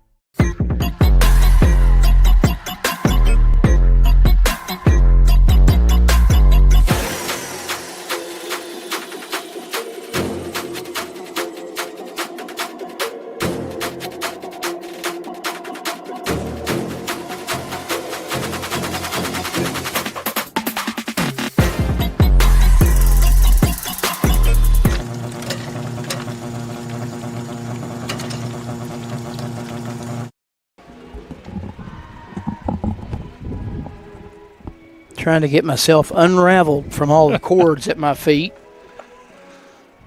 Sweet Caroline blaring over the speakers. Supposed to get the opportunity to stretch your legs, but when you try to do that at the expense of possibly falling and breaking your neck or ripping the headset off of your broadcast colleague, you're better off, I guess, just staying put. I'm serious. I can't stand up. Yeah, just enjoy the... Well, when you're working in the dark. Enjoy the tunes. Yeah, I know, but my feet are killing me. Up to bat for Bridgeport in the top of the fifth. Number 15, Got some changes coming.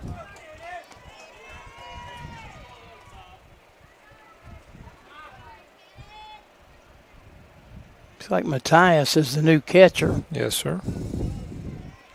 It's still Utterback out there pitching. Yes, sir. Cannon Robbins will lead it off here in the fifth. Low and away, ball one.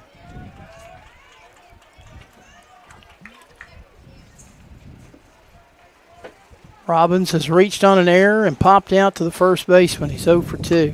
Swings and hits a slow roller out in front of the mound, fielded by Utterback, who throws to first in time. Robbins was signaling safe as he crossed the bag, but looked like a good call from our vantage point. 1-3 on the putout of the Bridgeport leadoff batter, and here's the pitcher, Thomas Deitzel.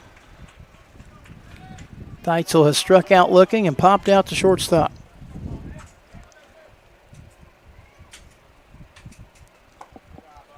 Called strike.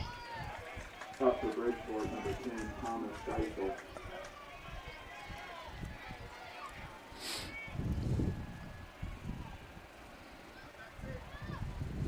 Utterback delivers, and Deitzel a swing and a miss and goes down to a knee, and he's down 2 strikes. I'll say that Jefferson infield is almost drawn in, except for the shortstop. Nobody on base. Down 5 runs, just a odd defensive alignment for the situation.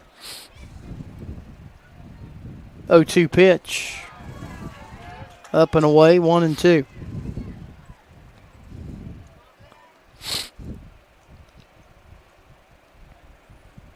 Utterback, the long look in, he delivers. And misses low and in, 2 balls and 2 strikes.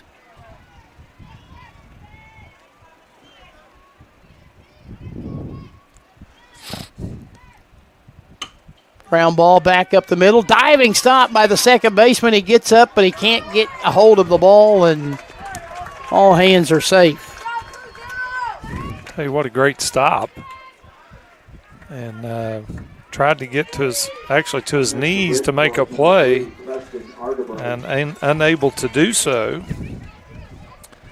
I think that was Toothman. No, I thought him say great stop, Austin. That would be Austin Myers if that's the case out at second base. Of course, that's where Utterback was when the game began. Pitch to Argabright is up high, and now they've got the runner caught between the bases, and he's tagged out.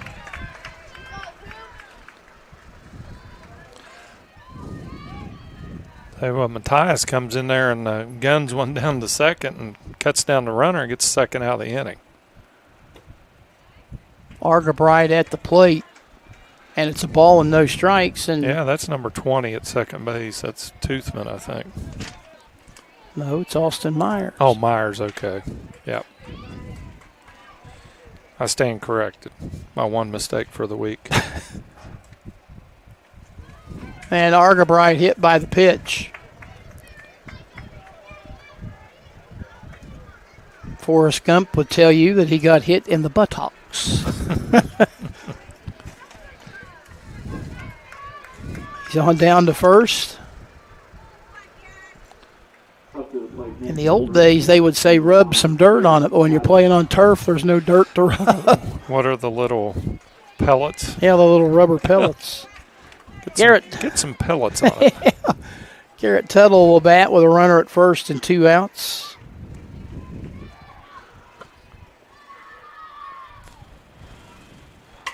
Swung on and popped up into shallow right center field on a long run, but the center fielder comes on to make the catch, and the inning is over. For Bridgeport in the fifth, no runs, one hit, no errors. They leave one.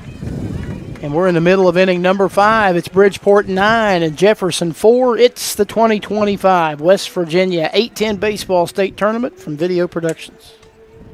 Plan? No problem. Just wing it. Whether it's a 6 or 10-piece order of our mouth-watering traditional wings or our flavorful boneless wings, now get them smothered in our new garlic parmesan sauce. Gino's Pizza and Spaghetti House. Just wing it. Little General Stores has been serving West Virginia communities for almost 5 decades. That's nearly 50 years of providing those essential needs for your daily journey. We are so grateful to be a small part of your lives, and we want to recognize the integral part of our operation, the LG family. We know these last couple years haven't been easy, but with every sunrise and sunset, you keep us going. To the LG family, the moms, dads, sisters, brothers, sons, and daughters of West Virginia, thank you. From our made-from-scratch biscuit sandwiches to hearty breakfast wraps, Tudor's Biscuit World serves up a taste of simpler times. Now pair your favorite sandwich or wrap with a refreshing iced coffee combo. This is Biscuit Country, where made from scratch never tasted better.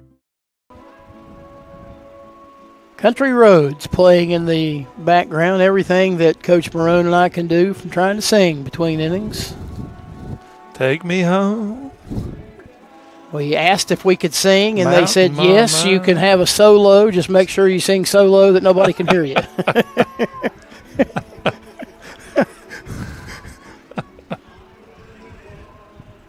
Well, I'm emptying out my shelf, aren't I, of little... You are. I mean, I don't know what you have left for tomorrow. Peytonisms. I mean, yeah. I don't know what will be left in the cupboard. I'm sure we'll dig something up. I mean, you went to Shaggy, you went to Velma. And we never did get Velma and Daphne's last names. You know what Zane's going to be doing tonight? Probably what I'm doing right now. Googling it. I'm going to Google and look it up. You're a man that is easily amused. You can't. You can't throw that out there and then leave it hanging. No, that's exactly right. I mean, our listeners are going to be wondering as they drive home tonight, or they're at home. Kane will lead it off for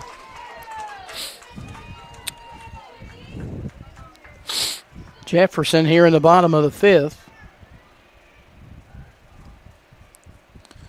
And quickly ahead in the count. And at 2-0, they've got no count on the board, but yeah, it's 2-0. And ball 3.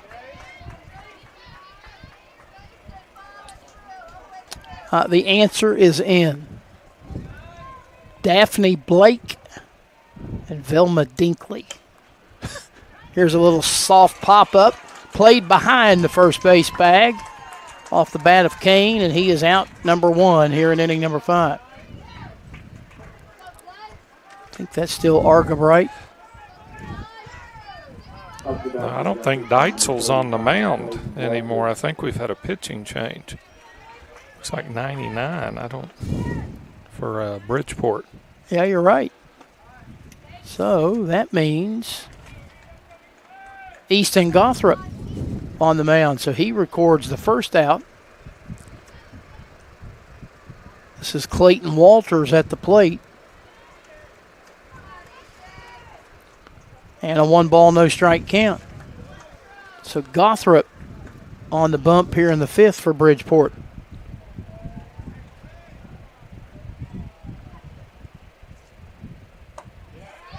That one misses in to Walters.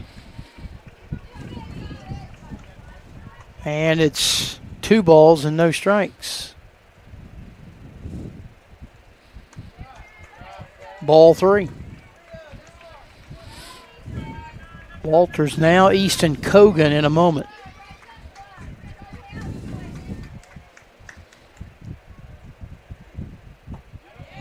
Called strike.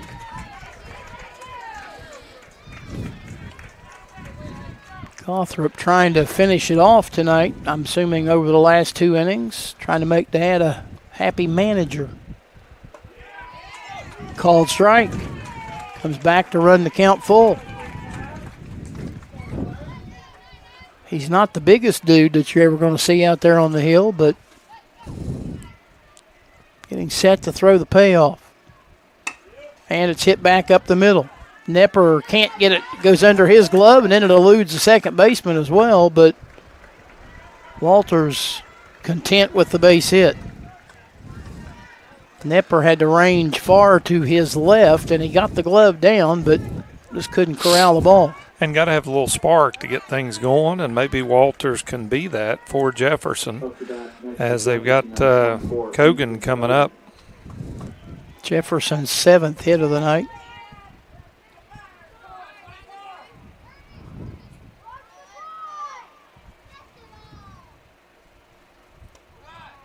Pitch from Gothrop misses to Easton Kogan, ball 1. Kogan walked in his previous plate appearance.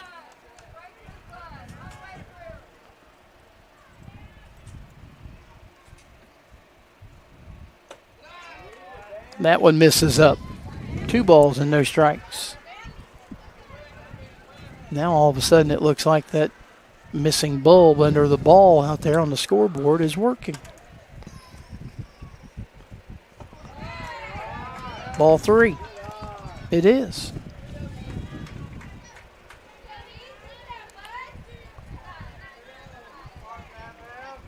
Three balls and no strikes to Easton Kogan. Gothrop delivers. Missing high, ball 4. So runners now at first and second with 1 out. And the second baseman, Austin Myers, will come to the plate, but not before we have a meeting on the mound. Were you listening earlier when I gave Velma and Daphne's last name? Blake. Blake for Daphne. Velma Dinkley. Dinkley. Dinkley. I'm still trying to process Shaggy's. His first name, Orville. The fact that you knew it off the top of your head is concerning. I mean, a little bit concerning for me. Heavy is the head of the man that wears the crown. And Jones was Freddie. Yeah, Freddie. Yep. Usually drove the van, the mystery van. Yes, sir. You liked the mystery van, didn't you? How about, what was that little orange thing that he wore around his neck? You know what those are called? Ball 1. Oh, ball 1? Is that what they're called? It's called an abscot. Oh, wow. Deep into the night, folks. 1-0 pitch from Gothrop. And Myers looks at the called strike, and the count levels at 1-1. Inning began with Kane lining out to the first baseman, but since then, Walters a single. Kogan a walk. Called strike 2 to Myers.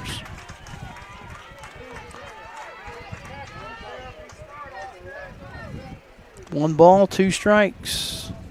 Bryce Matthias waiting to bat next. Swing and a miss. Myers gone on strikes for out number 2. And that'll turn the lineup over to the top of the order. Bryce Matthias, who singled and scored in the first and who walked in the third, he's 1 for 1. Began the game as the shortstop. I think he's the catcher at this point.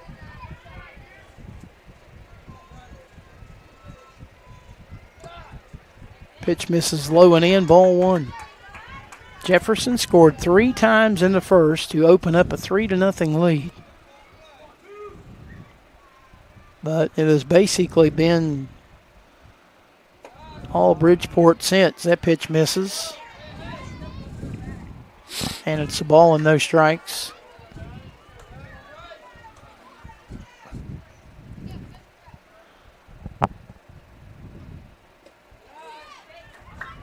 Another one that misses, 2-0. Bridgeport got 3 in the third and 6 in the fourth to go up 9-3. Jefferson got one of them back in the fourth, and thus, as we play here in the home fifth, the 9-4 score. That's ball 4 to Matthias. He draws a walk, and the bases are now loaded with 2 outs. And Beckett Mason at the plate. Mason has singled and scored and walked. He's 1 for 1. He can get his team back into it with a base hit. Low and away, ball 1. You got to figure they're going to be very patient. Gawthorpe's struggling a bit out on the mound, and you need more than just one, so they're going to make him throw strikes before they go for it. Gawthorpe's 1-0 pitch. Mason looks at a strike. Caught the outside black, 1-1. Jefferson trying to rally here in the home fifth, down 5. Time running out. They got the bases loaded, though. Mason looks at ball 2. And even though we got a 5-run lead right now, if you're Bridgeport, if you're over in that dugout, you got to be sweating a little bit, don't you? Yep. Swing and a foul that looked like it caught the catcher and maybe the home plate umpire twice before it bounced away. 2 balls, 2 strikes. That may have been ball 3. It looked a little bit up in the zone, and you got to be aggressive. This is the main part of your order here, so Mason going to be looking to put the bat on the ball. You're pressing a little bit too because you need the base hit. 2-2 again. Ball 3. So the runners will be going on this one with the full count. They'll be rolling.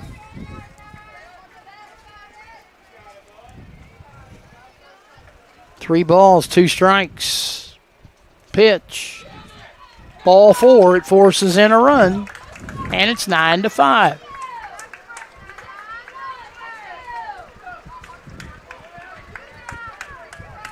So the merry-go-round continues around, and with the bases loaded and 2 outs and now 1 run in, here's Paxton Utterback, who walked and scored in the first, and he lined into a double play to end inning number 3. Hit it to shortstop. He looks at a strike.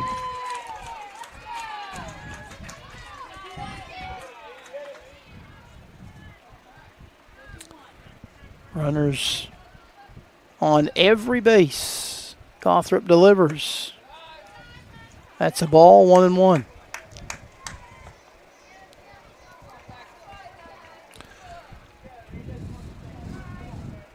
They can give Jefferson the run on the score. It should be 9-5. Yeah, it should be 9-5. This one hit in the air to left center field, and it gets by the diving center fielder. 1 run scores. 2 runs score. 3rd one coming to the plate, and the throw in was deflected, and the runner will go back to third, but that's going to be a 2-run double.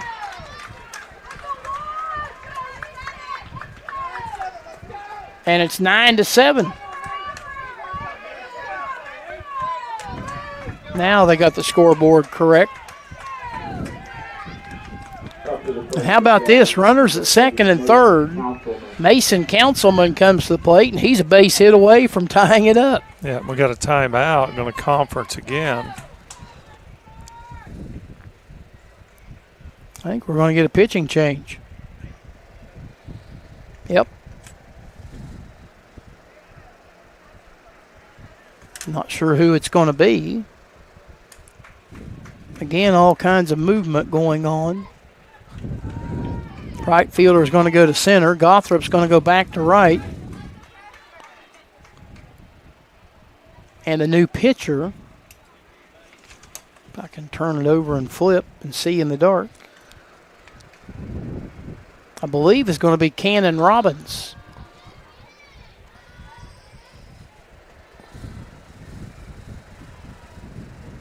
It is 15, isn't it? That's correct. All right.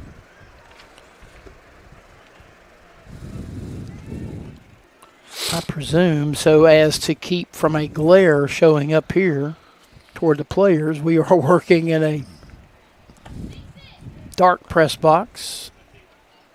lights from the field are all that we have to look at, and sometimes it's a little hard to see these scribbles and numbers that we have. But Jefferson, who had given up 9 unanswered runs to see their early 3-0 lead become a 6-run deficit, now trails by 2, and a base hit could tie it up.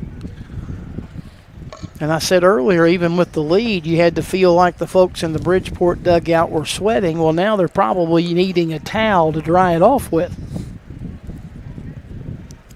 Yeah, and you're in the middle part of this Jefferson order, very dangerous. And, Randy, you don't want to overemphasize, but, Bridgeport having to battle their way through the loser's bracket. They've had to use some arms to get here.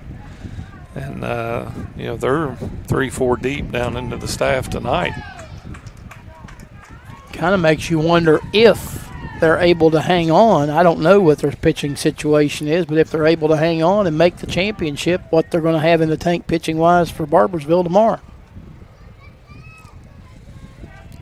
You mentioned the days off that Jefferson had. Obviously, they're much better shape. Yeah. But if you're Bridgeport, you're just trying to hang on. I mean, you got 2 outs here in the 5th. Robbins' first pitch to Councilman is in the dirt, ball 1. Yeah, if you're Jefferson, as disciplined as they've been, they're going to make him throw some strikes before they start going for it. Robbins 1-0, also in the dirt, 2 balls and no strikes. Robbins coming into a tough situation. I mean, 5th inning, 2 down, 2 on. Called strike. Yeah, good pitch there on the outside corner. Of course, he's been in the game and been playing, so he's been warmed up. But there's a difference in playing and then having to get out on the hill. Southpaw Robbins delivers and misses low and away. 3 balls and a strike. Ball away from putting Councilman on, and Griffin Carroll with bat next. Pitch, and it's in the dirt, blocked by the catcher. And it ricochets off of him, and a run will score, and the other runner advances to third. And now to second.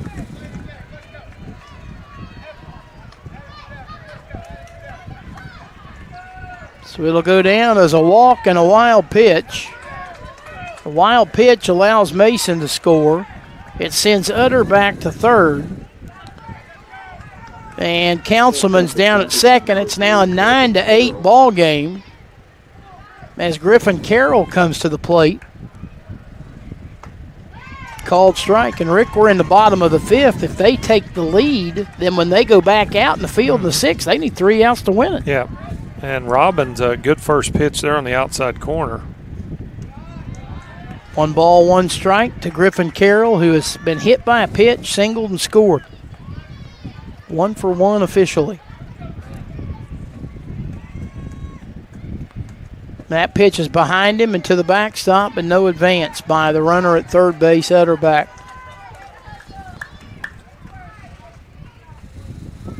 You talk about climbing off the mat. This would be a textbook example of it. Both teams. I mean, 3-0 Jefferson early. You're thinking, and then Bridgeport roars back and puts up 9. Pitch in the dirt, and here comes the runner to the plate, and he's safe. And we're tied at 9. It was a strike on the batter.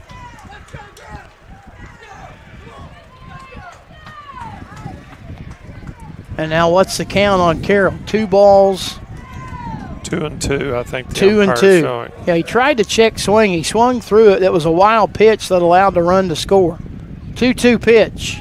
And strike 3 called.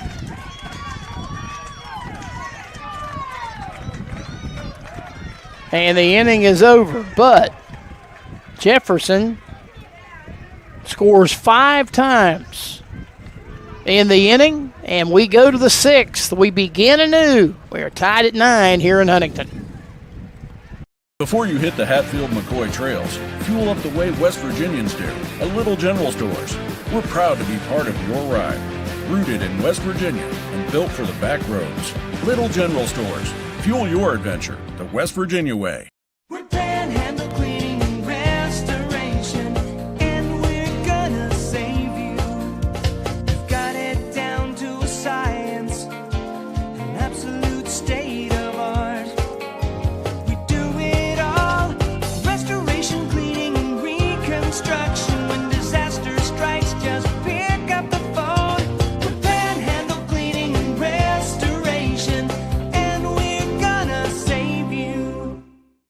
At Polka Valley, we offer a full suite of conventional, government, and West Virginia housing loan products, strong construction loans, and 100% financing to qualified applicants. Visit us online or call us today.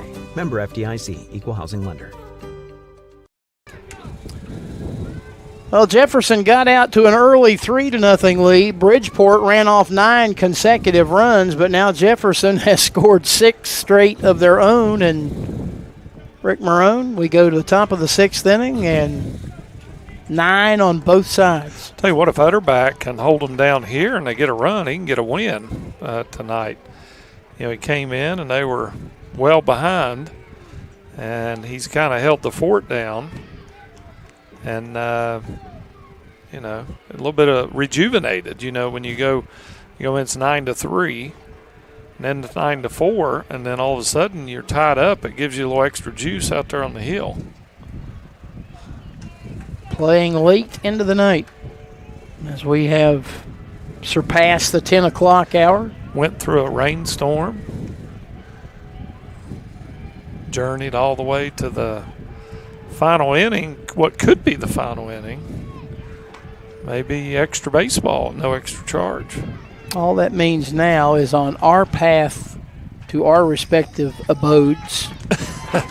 Now that we have passed the 10 o'clock hour, we learned last night you can't buy a bag of ice from here, between here and home. No. But we can continue playing baseball, and we will in the top of the 6th. Keegan Adams, who began this game seemingly days ago as a starting pitcher. He swings at the first pitch and pops it up and out of play, and it's 0-1. Adams has flied to left, he's flied to right. So he's put it in play twice, but he's got nothing to show for it at this point. That one hangs high, 1 ball, 1 strike. Adams to be followed by Nipper and Smart here in the 6th for Bridgeport. The 1-1. Fastball outside and high, 2-1.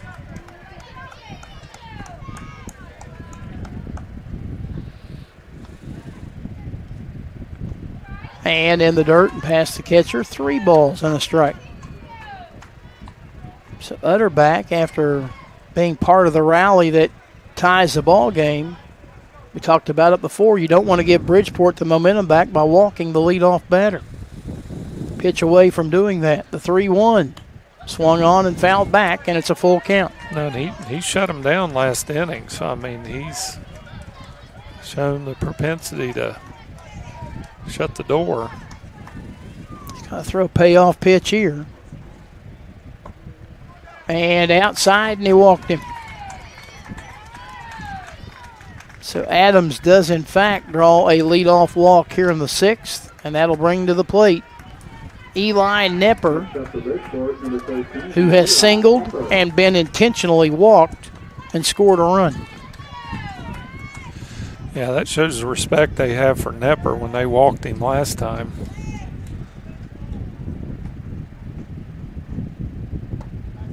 Outside, ball 1.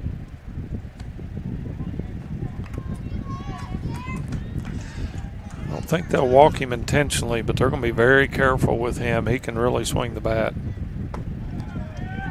Again, missing away. 2 balls and no strikes.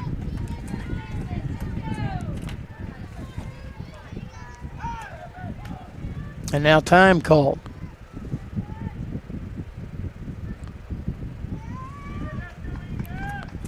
And called by the Jefferson dugout. So the defense meets on the mound, at least the inner defense does, and base runner and batter meet just off to the left of the plate on the Bridgeport side of things. Yeah, not real sure about the timing of that. Again, I think they have to be very careful with Nipper, you know, at the plate and maybe pitch around him a little bit. You don't want to put another runner on. But, again, we may have a pitching change. Yeah, we do. Yeah, it looks like 99 coming to the mound for Jefferson. How about that? In the middle of an at-bat. You rarely see that. Pitcher for Jefferson, number 99, Trip Walls. They said Trip Walls. I flip my sheet over here. That's who it is. Yeah, that's unusual in mid at bat. Well, at the Little League level, and then even a step further at the 8-10 level. I mean, you either saw something that you didn't like out of Utterback on the mound, and you felt you had to get rid of it immediately, or Mr. Walls is going to come in throwing BBs.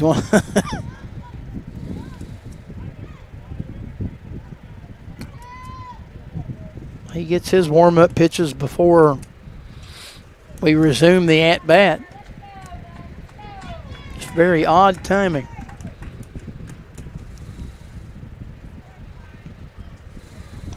Adams will go back on down to first.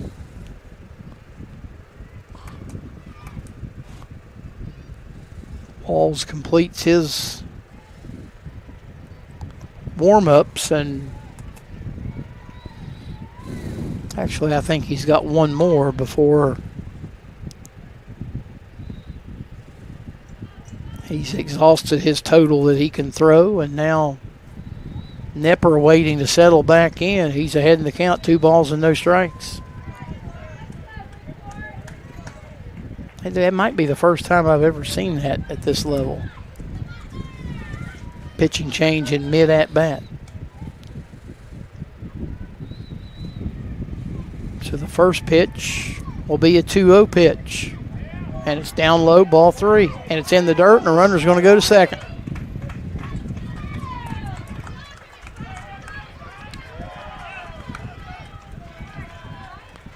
I think you may just go ahead and put him on. I don't think he'll do it intentionally, but he swings and sends one high into the air to center. It's going to be caught. And the throw will go to third, and they'll freeze the runner at second. Tell you what, that was a nice catch and throw out in center field. Hetzel began the game there. I don't know if that's still him or not. Again, they're only reporting the pitching changes. Eli Smart will bat. He's flying to center, walked and scored.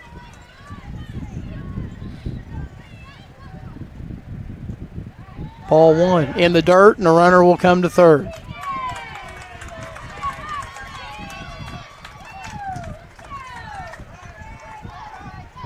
So now they have to be careful. A wild pitch could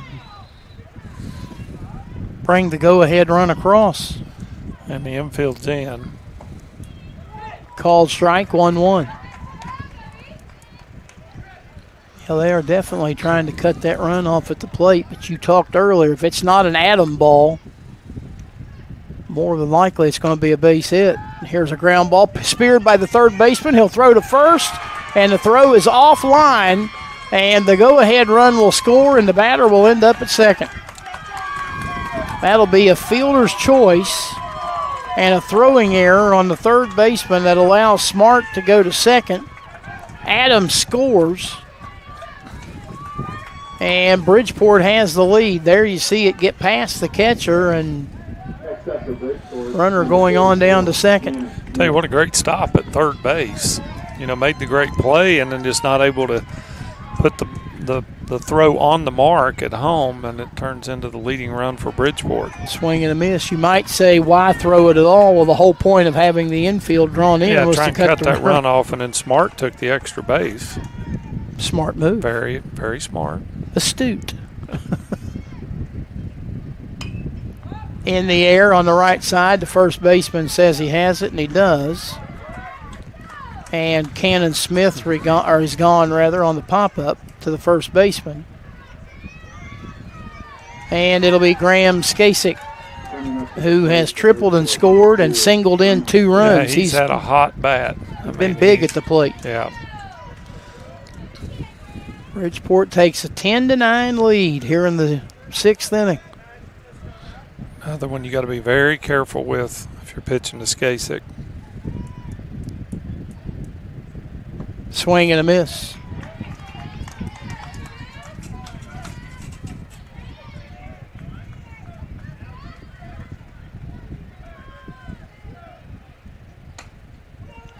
This one in the air and caught by the second baseman. And the inning is over. But Bridgeport gets a run. No hits. There was one error and one runner left on base. We go to the bottom of the sixth. Jefferson needs 1 to tie, 2 to win. As we head there, it's Bridgeport 10, Jefferson 9. It's the 2025 West Virginia 8-10 Baseball State Tournament from Video Productions.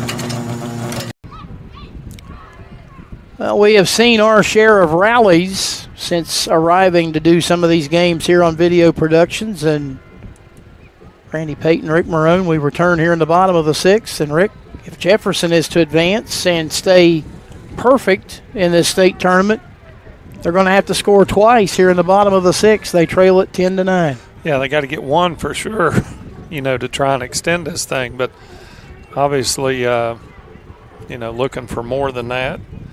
But I think very important, we've talked about it all tournament, is that leadoff batter each inning is key. If he can get on for Jefferson, then you put yourself in position trying to advance him and try and get that run in. And if you're Bridgeport, you want to take him out, that first batter, and then give yourself a little bit of leeway. Still have Robbins on the mound.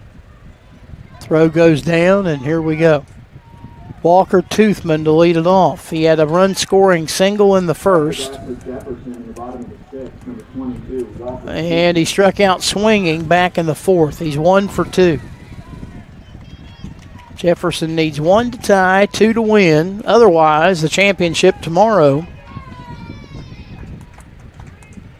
Two old familiar foes, despite being separated by a few miles, Bridgeport and Barbersville. Jefferson has something to say about that, though, as they try to rally here in the home sixth. And the first pitch to Toothman's up high, ball 1. Yeah, Jefferson very deliberate that last inning. They got a couple of key walks. We'll see if they're still taking pitches. Takes a strike on the inside, 1-1. Toothman, Hetzel, and Walls here in the sixth. Robbins delivering. Check swing in the dirt. And they ask for an appeal. And safe is the call from the third base umpire. So it's a ball. And it's 2-1. Toothman might have got the benefit of a doubt there. That one's on the outside corner, a called strike. And it's 2-2.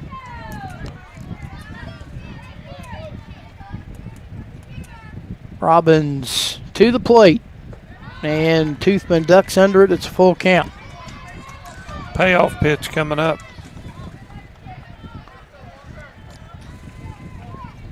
Here it is, the 3-2. And a chopper in front of the plate, fielded by Robbins, and the throw to first is not in time, and now it's down the right field line. And Toothman will head to second. They're going to keep him coming to third. Here's the throw. Here's the slide. He's safe. That throw gets away, and he starts halfway to the plate. They still haven't got the ball. He'll run and score, and it's a tie ball game.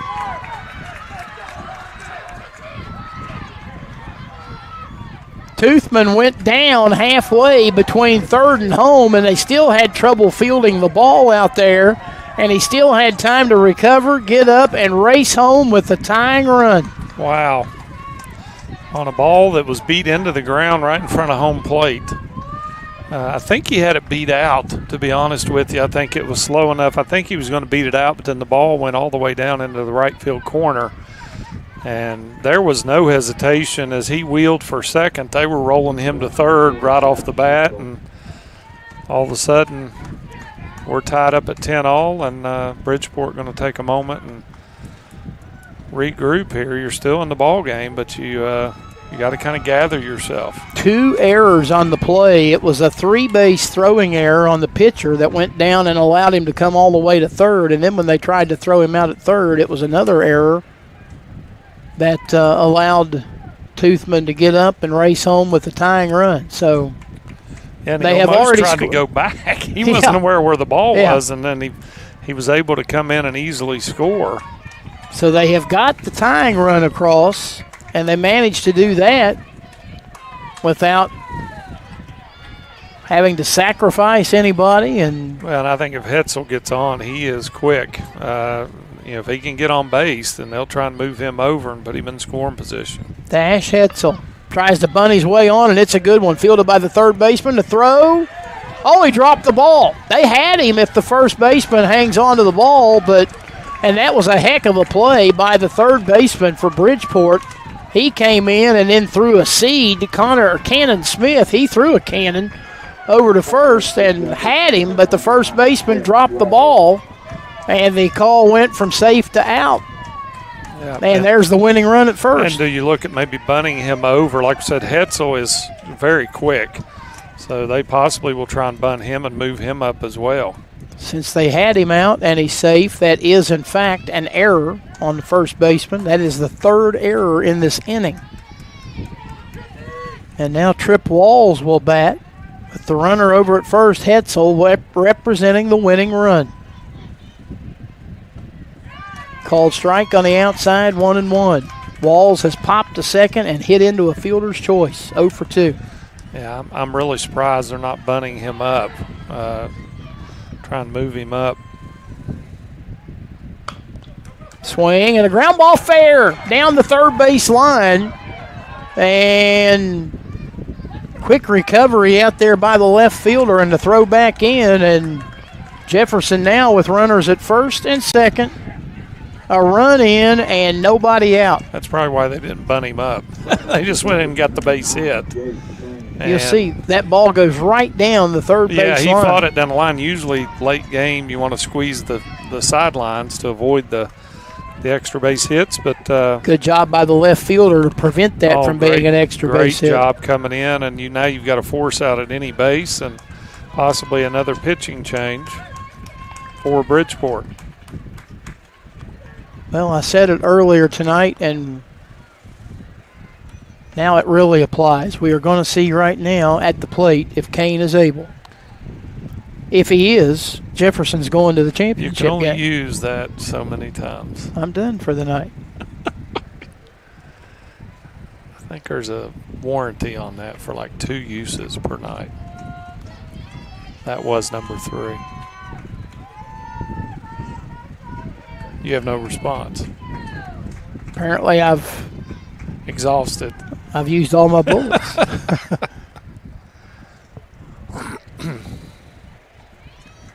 Now, if only Velma could burst in the door. Or Orville. Or Orville. I don't know what they're talking about now. The umpires have all come together. Of course, they haven't seen any indication. Is there going to be a pitching change? I guess. Who is that just threw the pitch? Number 2. Graham Skasik is going to be the pitcher.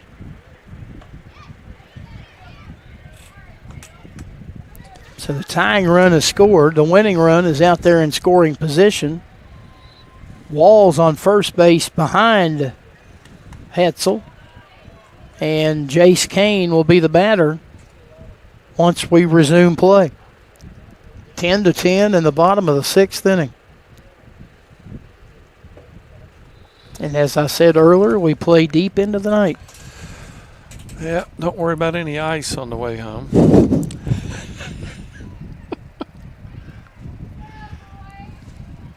The old bait and switch got you last night. How bad is the world that you walk in wanting a bag of ice, and the guy running just the counter, a little bag of ice. and you didn't want the big bag. And the you guy just said, running give me a bag. the guy running the counter says, "I'm sorry, I'm working by myself. I can't go out and unlock it." Why do you have to have it locked? Because people steal bags of ice. Ice. Correct. If it was unlocked, you'd have stole the bag last night. No. I went in and ended up with a Slurpee and donut holes that I had no intention to buy to start with. The ice was what I went for. So while you were there, you got the Slurpee you couldn't get here. I got iced is what I got. But we digress. It's getting late. It is. Jace Kane will step in. Don't do it. No, I'm not. I've already gone there. The gun's empty. No bullets left. You can't unring the bell. No, you're done. Kane trying to win it. Skazik's first pitch. In the dirt, ball one. Jace Kane has grounded to shortstop and lined softly to first. He is 0 for 2. All that will be forgotten with a base hit here. The 1-0. Swing and a liner into left field, a base hit. It gets past the left fielder. The runner will come to the plate, and Jefferson goes to the championship. Kane with a ground ball base hit, or a line drive base hit into left. Hetzel races home from second base. Here's a look at it. And once it got past the left fielder, it was Katie bar the door. Hetzel slides, he didn't need to, and Jefferson in the bottom of the sixth rallies to walk it off against Bridgeport. And they advance to the championship game where they will face Barbersville tomorrow. Your final numbers in this one. Jefferson 11 runs, 9 hits, 4 errors. Bridgeport 10, 9, and 4. And as we said, now it will be Jefferson against Barbersville in the championship game. And do we have a game time? Still waiting to hear that. There was talk that if it involved Jefferson, it might be a daytime game tomorrow. Yeah. But I tell you what, Randy, this was almost 2 or 3 games rolled up into one. When you saw the way that Jefferson came out and started out, you jump out to a 3-0 lead, and you're thinking, okay, they're undefeated coming into this. They're rested. And then give Bridgeport credit. They were here last night kind of slugging it out, getting a chance to even get here.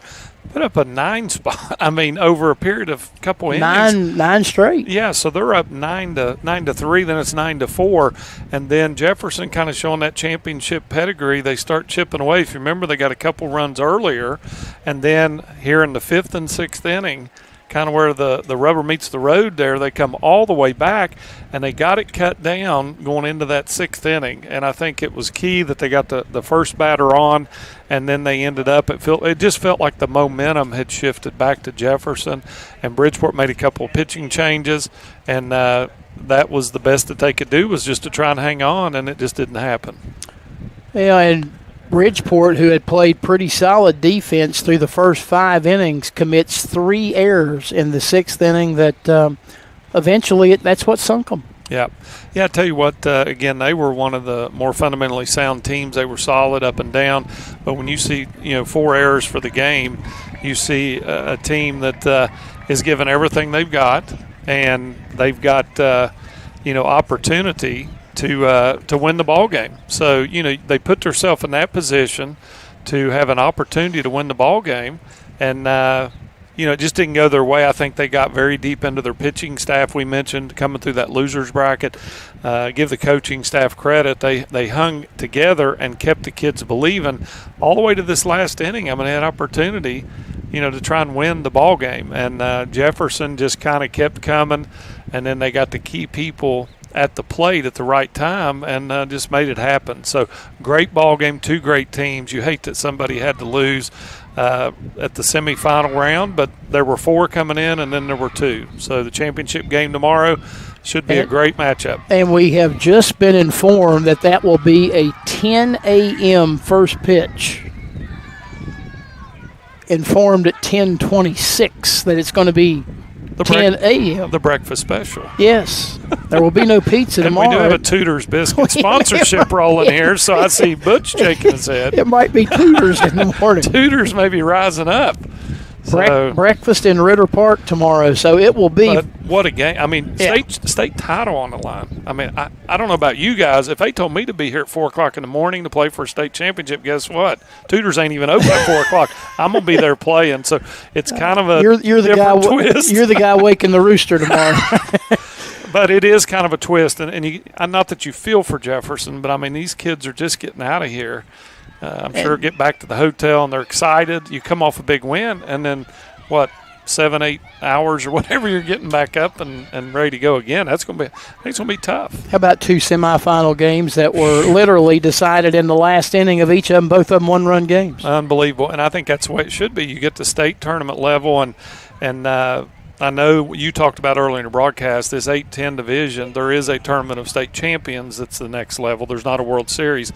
But I tell you, the state tournament for this 10-year-old division, awesome. I mean, the play is great. The kids are skilled.